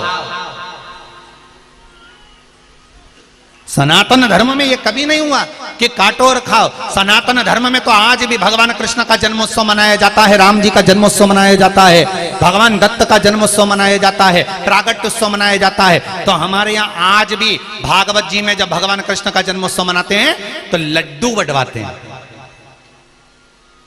लड्डू बंटवाना मतलब जो नुक्ती, मोतीचूर नुक्ती अलग अलग रहती है, रवा अलग अलग रहता है, बेसन अलग अलग रहता है, उनको जोड़ दिया जाता है और जोड़कर एक करा जाता है। तो वो जन्मदिन काम का रहता है कि सबको जोड़कर एक कर दो। सनातन धर्म में ये नहीं है कि काट के अलग कर दो। यहाँ ये पुराना जो दूसरा धर्म है इसमें काट कर अलग कर कर खा जाते हैं, पर सनातन धर्म कहता है समझ जाओ, सीख जाओ कि ये दुनिया के लोग हैप्पी बर्थडे टू यू में काट कर अलग कर कर खा रहे हैं। ये बता रहे हैं तुमको कि हम तुमको परिवार में से धीरे से काटेंगे, तेरा जन्मदिन रोड पे जाके मनाएंगे, तू बहुत जोरदार है, बहुत बढ़िया है, गाड़ी के बोनट पे केक रखेंगे, काटेंगे और तेरे को परिवार से अलग खींचना चालू करेंगे, मित्र बनेंगे, सखा बनेंगे और तेरे ही पैसे को बर्बाद कर कर अलग कर कर के तेरा भाई बुरा, तेरी माँ बुरी, तेरे पिता बुरे, तेरे भाई बंधु सखा बुरे, उसकी दिमाग में भर भर कर, क्योंकि जैसे केक काट कर अलग करा गया, खाया गया, ऐसे ही परिवार के किसी व्यक्ति को काट कर अलग करा जाता है। दोस्तों के द्वारा धीरे धीरे धीरे दूसरे धर्म में प्रवेश करा देते हैं और फिर उसको पूरा की पूरा निगल जाते हैं, निकल जाते। ये सनातन धर्म के विरोधी हैं। सनातन धर्म कभी नहीं कहता कि तुम केक काट कर अलग करो और खा जाओ। ये दूसरे लोग लगे हुए हैं।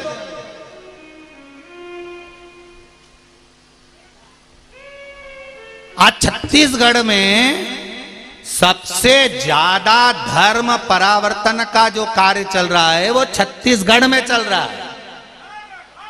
सबसे ज्यादा धर्म परिवर्तन अगर चल रहा है तो छत्तीसगढ़ में चल रहा है। ये भी ऐसे ही करते हैं, धीरे धीरे आपको हम अच्छी नौकरी देंगे, हम अच्छी सर्विस देंगे, हम अच्छी औषधि देंगे, हमारे हॉस्पिटल आओ, हमारी सर्विस में आओ, हमारी नौकरी में आओ। धीरे धीरे काट कर ले गए, हैप्पी बर्थडे टू यू, काटा खिलाएगा, और वो काट के अलग ले जाते हैं और पूरा की पूरा निकल जाते हैं। और तुम समझ नहीं पाते कि मेरे दोस्त कितने अच्छे, अलग से रात्रि को 12 बजे केक लेके आए मेरे लिए, और मेरे को उठा के घर में से लेके गए, गाड़ी में बिठा के लेके गए और रोड पे जाके केक काटा।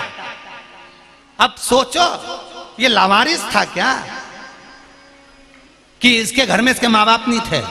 अगर केक काटना ही था तो घर में काटते, केक काट कर उसके माँ बाप के गले में जाए माला पहनाते, सुंदर माला उसके माँ बाप के गले में पहनाते कि कितना अच्छा दोस्त दिया है मम्मी आपने, पापा आपने, क्या दोस्त दिया है हमको, पहली माला हम आपको पहनाते हैं, केक काट कर हम आपको खिलाते हैं, क्योंकि ये तुम्हारे गर्भ से पैदा हुआ है। पर दोस्त भी गजब के पैदा करे, इसको घर पे से फोन करके बुलाते हैं, चुपचाप से जाना, मम्मी चिल्लाएगी, धीरे से हम बाहर खड़े हैं, गाड़ी पे बिठाएंगे, रोड पे ले जाएंगे, रोड पे केक कटवाएंगे। ऐसा लगता है रोड पर जब केक काटते हैं तो ऐसा लगता है कि इसका कोई नहीं रहे संसार में, बेचारा लावारिस पैदा हुआ, बापड़ा इनका कोई नहीं है बेचारों का।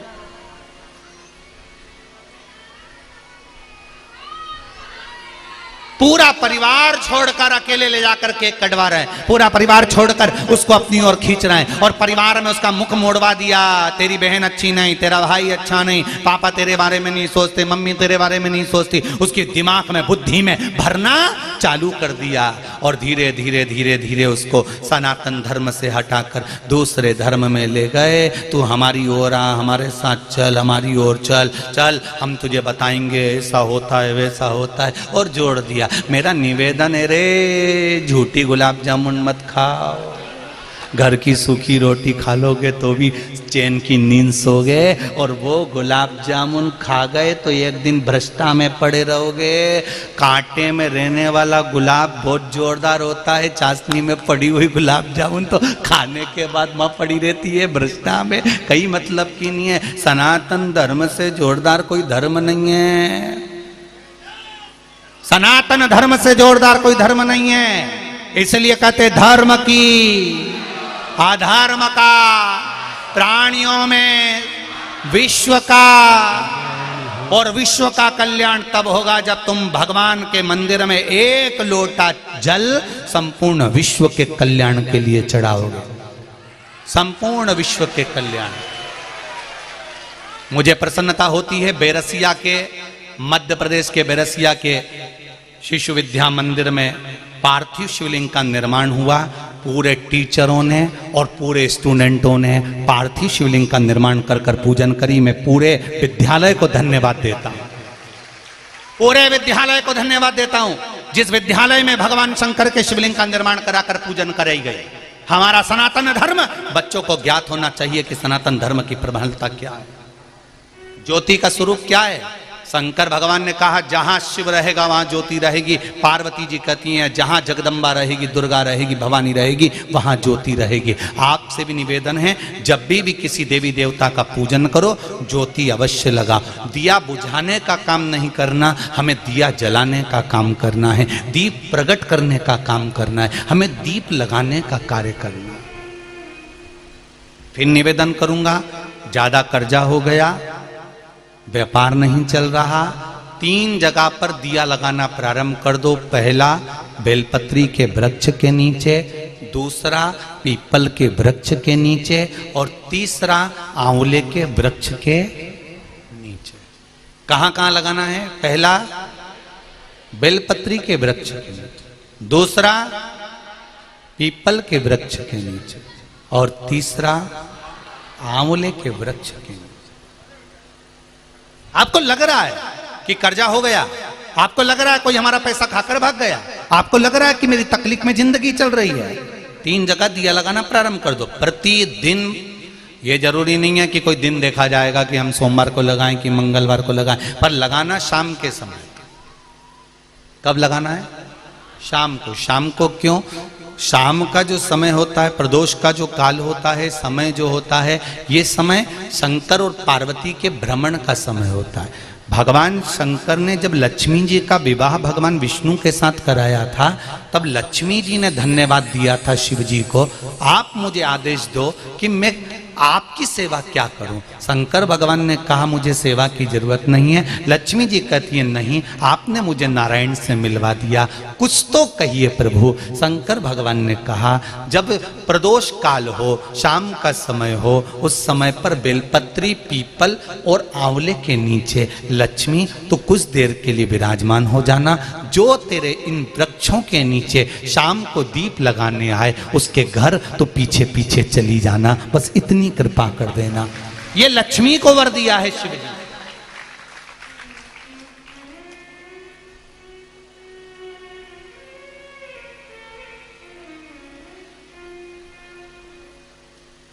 हम इन 3 वृक्ष के सामने जब दीप लगाते हैं, दीप प्रकट करते हैं, उसका प्रकाश हमारे घर में जरूर होता है।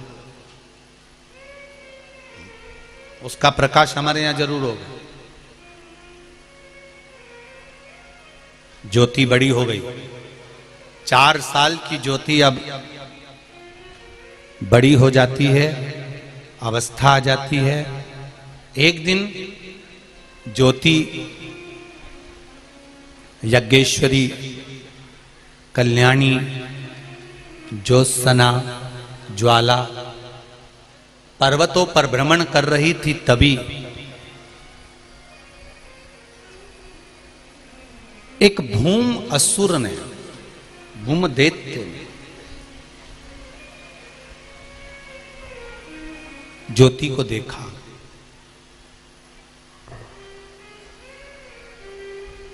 और ज्योति को देखकर वो उसकी ओर आसक्त हुआ।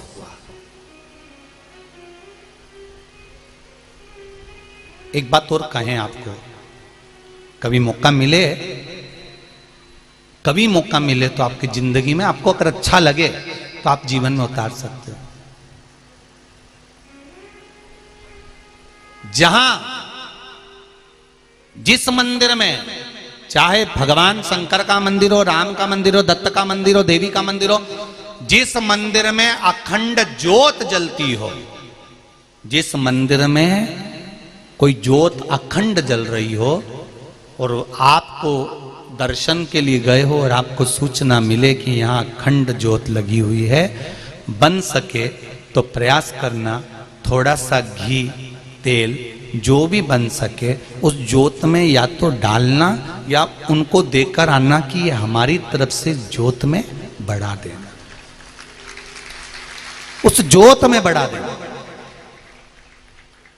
भारत के कई मंदिर ऐसे हैं जहां पर अखंड ज्योतें जलती हैं। मेरे ख्याल से छत्तीसगढ़ में भी बहुत मंदिर हैं ऐसे जहां पर अखंड ज्योत, चाहे शिव मंदिर हो, देवी मंदिर हो, राम मंदिर हो, दत्त मंदिर हो, कृष्ण मंदिर हो, हनुमान मंदिर हो, ऐसे कई मंदिर। राजस्थान में भी कई मंदिर है, गुजरात में भी कई मंदिर हैं जहां ज्योतें जलती रहती है। हिमाचल के कई मंदिर हैं, यहां तक बद्रीनारायण जी के मंदिर में अखंड ज्योत का वर्णन है। जहां अखंड ज्योत प्रकट होती है, जहां अखंड ज्योत, चाहे माता का मंदिर हो, शिव मंदिर हो, देवी का मंदिर, वहां प्रयास करो कि जब दर्शन करने जाओ, जब अपने मन में आ जाए कि यहाँ अखंड ज्योत जलती है, हम हमारे घर में अखंड ज्योत नहीं जला सकते, हमारे यहाँ अखंड ज्योत नहीं जल पाती, तो प्रयास करो कि थोड़ा सा घी, तेल अगर बन सके या कोई धन, थोड़ा सा संपदा जो भी बन सके, कि हमारी तरफ से 1 महीना, 15 दिन, 20 दिन, 25 दिन, कुछ नहीं तो आधा घंटा हमारी तरफ से ये थोड़ा सा घी है, थोड़ा सा तेल है, आप ज्योत में डाल देना, ये ज्योत जल जाए। क्यों? क्योंकि ये ज्योत, जब जैसे आपको कहा कि पीपल के वृक्ष के नीचे, बेलपत्री के वृक्ष के नीचे, आंवले के वृक्ष के नीचे हम दिया लगाते हैं तो उसका प्रकाश हमारे घर में रहता है। हम जिस जगह पर अखंड ज्योत जलती है वहां थोड़ा सा भी समर्पण करते हैं तो उस अखंड ज्योत की अखंडता का फल हमारी 71 पीढ़ी को प्राप्त हो जाता है और हमारी पीढ़ी तर जाती है। उस अखंड ज्योत का फल हमको मिले।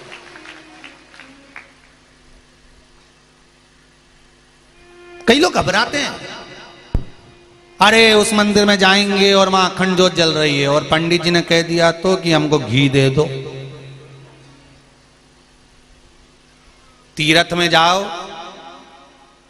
तो वहां पंडा लोग आपको पकड़ते हैं और आप घबराते हैं। पंडित जी मिलेंगे, वो कहेंगे कि हम तो तुम्हारे पंडा हैं और हम तुम्हारे पंडा हैं, तुम्हारा नाम हमारे पास लिखा है।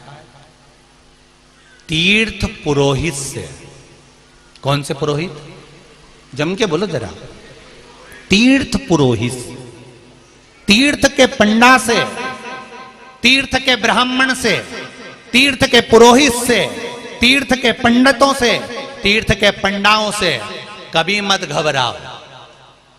जब हमारे पूर्वज तीर्थ करने जाते थे, इनके पास जाते थे।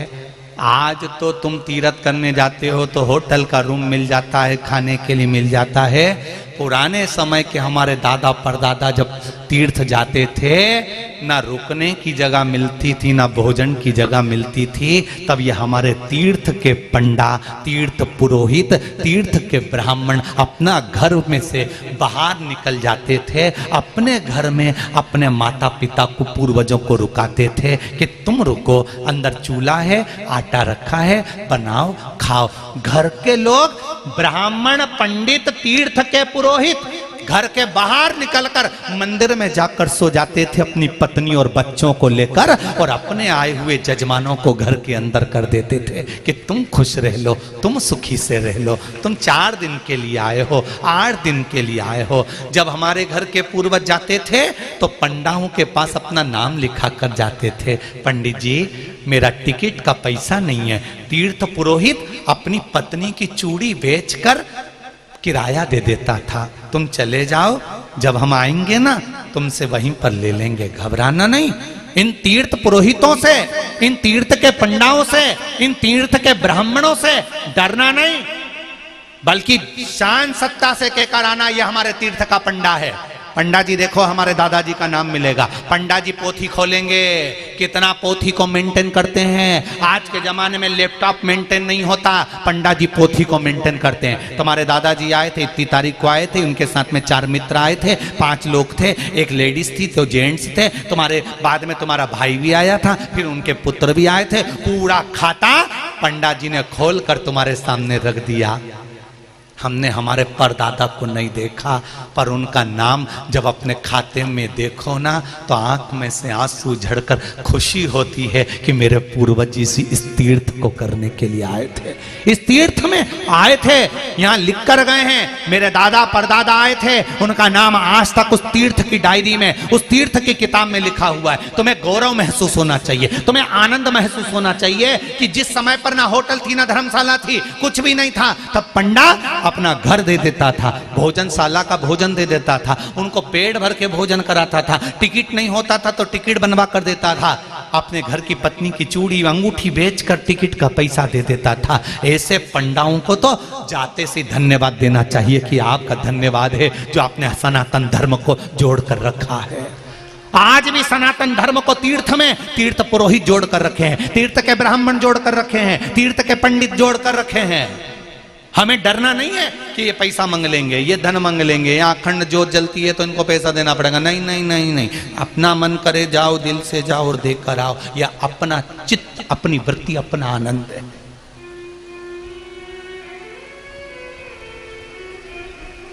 हुंड ने देखा, भूम ने ज्योति को देख लिया, ज्योति बड़ी सुंदर थी, और भूम ने देखा ज्योति बड़ी सुंदर है तो हाथ पकड़ना चाहा। जैसे ही हाथ पकड़ना चाहा, पकड़ते से ही उस भूम का हाथ जल गया, भूम का हाथ जल गया। शिव महापुराण की कथा कहती है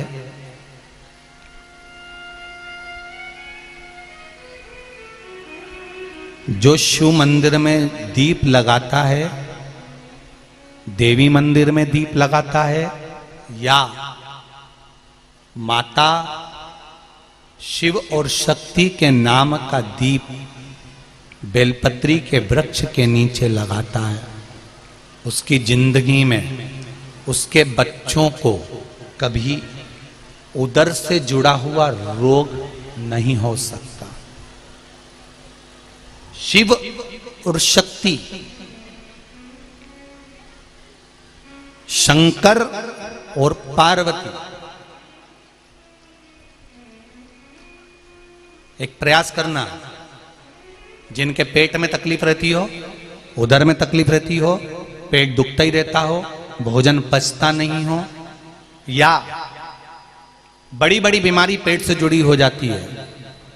यहां तक कहूंगा, नारी को जिस स्थान पर बच्चा रहता और उस जगह पर गांठ पड़ गई हो, गांठ गल नहीं रही हो बच्चादानी की, या डॉक्टर बड़े ऑपरेशन का बोल रहा हो, तो एक निवेदन जरूर करूंगा कि बेलपत्री के वृक्ष के नीचे एक बेलपत्री का पत्ता रखकर उस पत्ते के सामने शिव और शक्ति का नाम लेकर भगवान शंकर और पार्वती के नाम से 2 बाती का दीप, कितनी बाती? 2 बाती का दीप शिवजी और माता पार्वती के नाम से लगा दें। विनती करें मां से, मां हे शिव, हमारा उदर से जुड़ा हुआ परेशानी है, भोजन पचता नहीं, बहुत एसिडिटी होती या तकलीफ होती। बाबा को विनती कर कर जब तक दीप जल रहा है, उसी बीच में उस बेलपत्री को उठाकर बेलपत्री के वृक्ष के नीचे ही चबा चबा कर खा लीजिए। 4 या 5 बार कर कर देखिए, अगली बार से पेट से जुड़ी हुई प्रॉब्लम धीरे धीरे समाप्त हो जाएगी। आराम लगना प्रारंभ।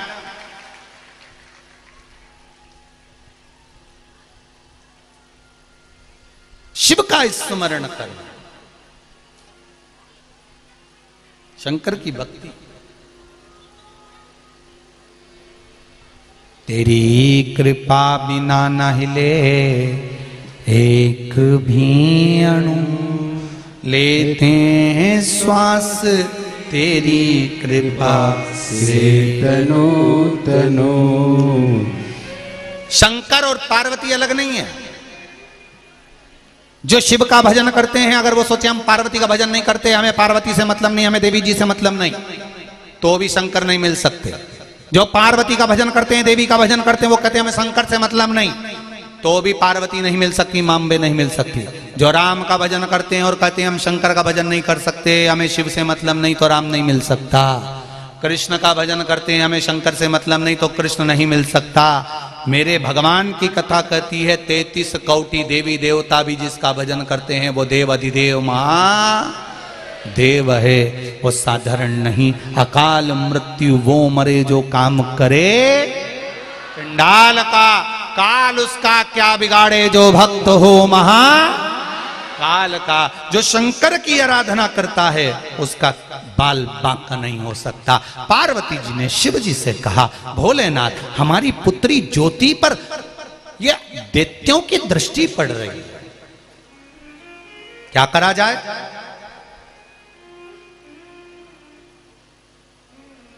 करें क्या? शंकर भगवान ने कहा बेटी का विवाह कर दो। बेटी का विवाह कभी आपने सोचा है? आपके घर में जो ज्योति लगाते हो, अखंड ज्योति लगाते हो, तुम्हारे घर में जो दीप लगाते हो, उस ज्योति का भी कभी विवाह हुआ है? उस ज्योति का कभी विवाह हुआ है? पर शिव महापुराण की कथा कहती है नातस्य के साथ में ज्योति का विवाह किया गया। किसके साथ में हुआ है? नातस्य के साथ। भगवान शंकर ने कहा इस ज्योति की शादी कर देना चाहिए, इसका पति आ जाएगा तो दैत्यों की दृष्टि पड़ेगी नहीं। बेटियां जब तक कुंवारी रहती हैं, उन बेटियों से निवेदन है, चाहे आप बहू हो चाहे बेटी हो, मेरा निवेदन केवल इतना सा है कि आप आज के समय के नाटक, सीरियल या फिल्म को देखकर अपने पहनावे को मत पहनो। मेरा निवेदन है आप।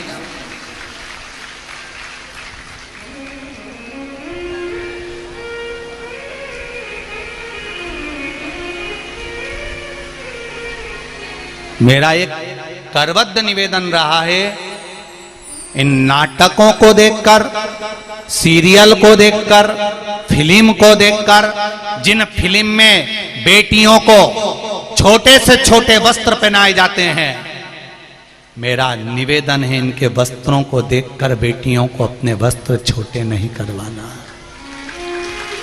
उन बेटियों को वस्त्र छोटे नहीं।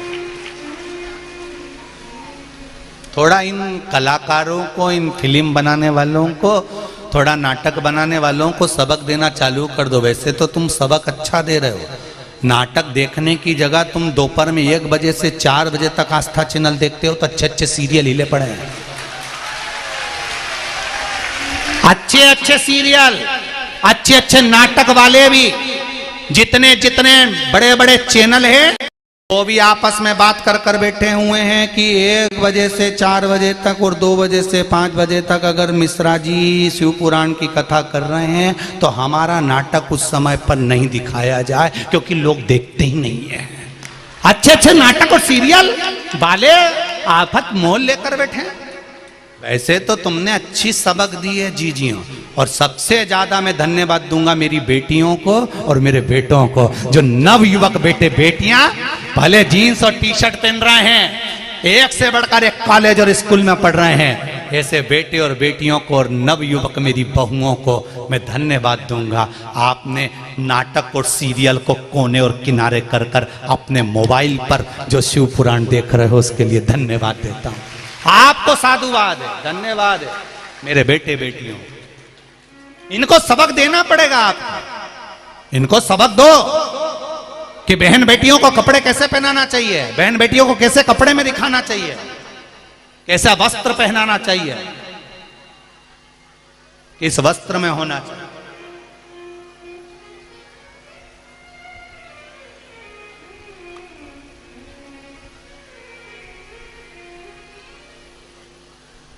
इधर चोट लग जाती है ना, तो डॉक्टर उस पर पट्टी बांध देता। पट्टी इसलिए बांधता है क्योंकि मक्खी नहीं भिनके। पट्टी अगर नहीं बांधेगा तो मक्खी भिनकेगी, घाव पर बैठेगी। हमारे भी शास्त्र कहते हैं पट्टी बांध के रखो, ये मक्खियां नहीं भिनकेंगी। तन पर कपड़ा ढका होगा तो ये मक्खियों की हिम्मत नहीं कि भिनक जाए, इसलिए पूरे तन पर पट्टी को बांध कर रखिए तो मक्खी भिनक नहीं सकती, ये निश्चित है। घाव पे बैठने का मौका ही मत दो, और फिर भी अगर पट्टी बंदी और उसके बाद अगर मक्खी भिनकती दिख जाए तो खूब लड़ी मर्दानी तू तो फिर नहीं छोड़ना। जब पट्टी पर अगर मक्खी दिख जाए, पट्टी बंदी होने के बाद भी अगर मक्खी भिनकती दिख जाए तो व्यासपीठ से सीधी सीधी छूट है, खूब लड़ी मर्दानी झांसी वाली, फिर नहीं छोड़ना तुमको, फिर नहीं छोड़ना। अब हमें लोगों से नहीं कहना कि सरकार हमें बचाएगी, ने प्रशासन हमें बचाएगी, ने ये बचाएंगे। काय को बचाएगी? प्रशासन की जवाबदारी है कि तुम्हारे को बचाना। तुम में वो बल होना चाहिए, तुम में वो दम होना चाहिए कि किसी की दृष्टि तुम पे पड़ तो जाए। शंकर जी के मंदिर जा रहे हो, पूजन करने जा रहे हो, और तुम्हारे पास आकर कोई निंदा कर दे, बुराई कर दे, अपशब्द कह दे, तो मैं छोट मुंह पर जवाब देकर आना। तेर से कुछ लिया, थारे काका जी का कुछ लिया, हमारा जल हमारा लोटा हम चढ़ाए, हमारी मर्जी, तू मत टोकना। आज के बाद समझ लेना, वरना यहां के रुपट्टे को कमर पर कभी भी ला सकती हूं, बोल कर चलना। सुनना नहीं है, शिव की आराधना करना है। ज्योति भूम नाम का दैत्य सामने आ गया। पार्वती जी को लगा मेरी बेटी पर ये आक्रमण करेगा। पार्वती जी देखती रही और ज्योति का जैसे ही हाथ भूम नाम के दैत्य ने पकड़ा, पकड़ते से ही ज्योति को क्रोध आ गया। जो ज्योति 4 वर्ष की थी वो 14 वर्ष की हुई। 14 वर्ष की अवस्था में जब सुंदरता आई और भूम ने जैसे ही ज्योति को पकड़ना चाहा, ज्योति ने ये नहीं कहा कि शंकर जी बचाएंगे कि पार्वती जी बचाएगी। ज्योति ने अपना विकराल रूप लिया और ज्योति ज्वाला देवी बन गई और ज्वाला बनकर उसने तुरंत उस भूमि का संहार कर दिया। एक क्षण की देरी नहीं करी, एक क्षण की देरी नहीं करी उस ज्योति ने, एक क्षण की।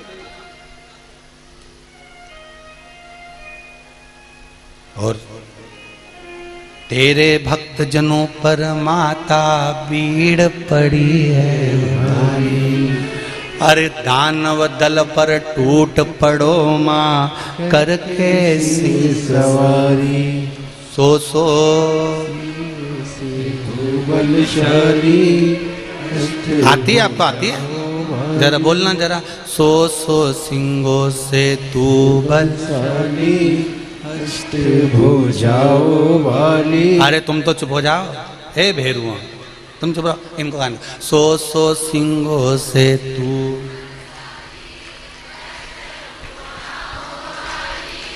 दुखियों के, ओ मैया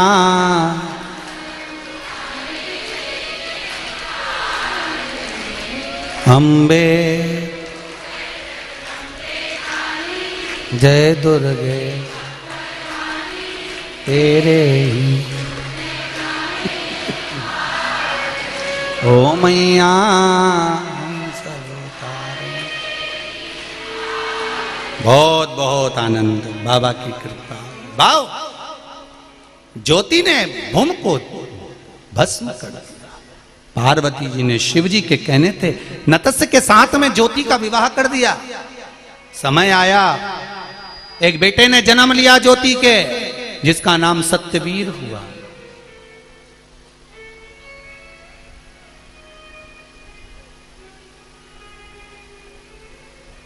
सत्यवीर ने जन्म लिया। एक दिन माता ज्योति के पास में सत्यवीर बैठे हुए थे।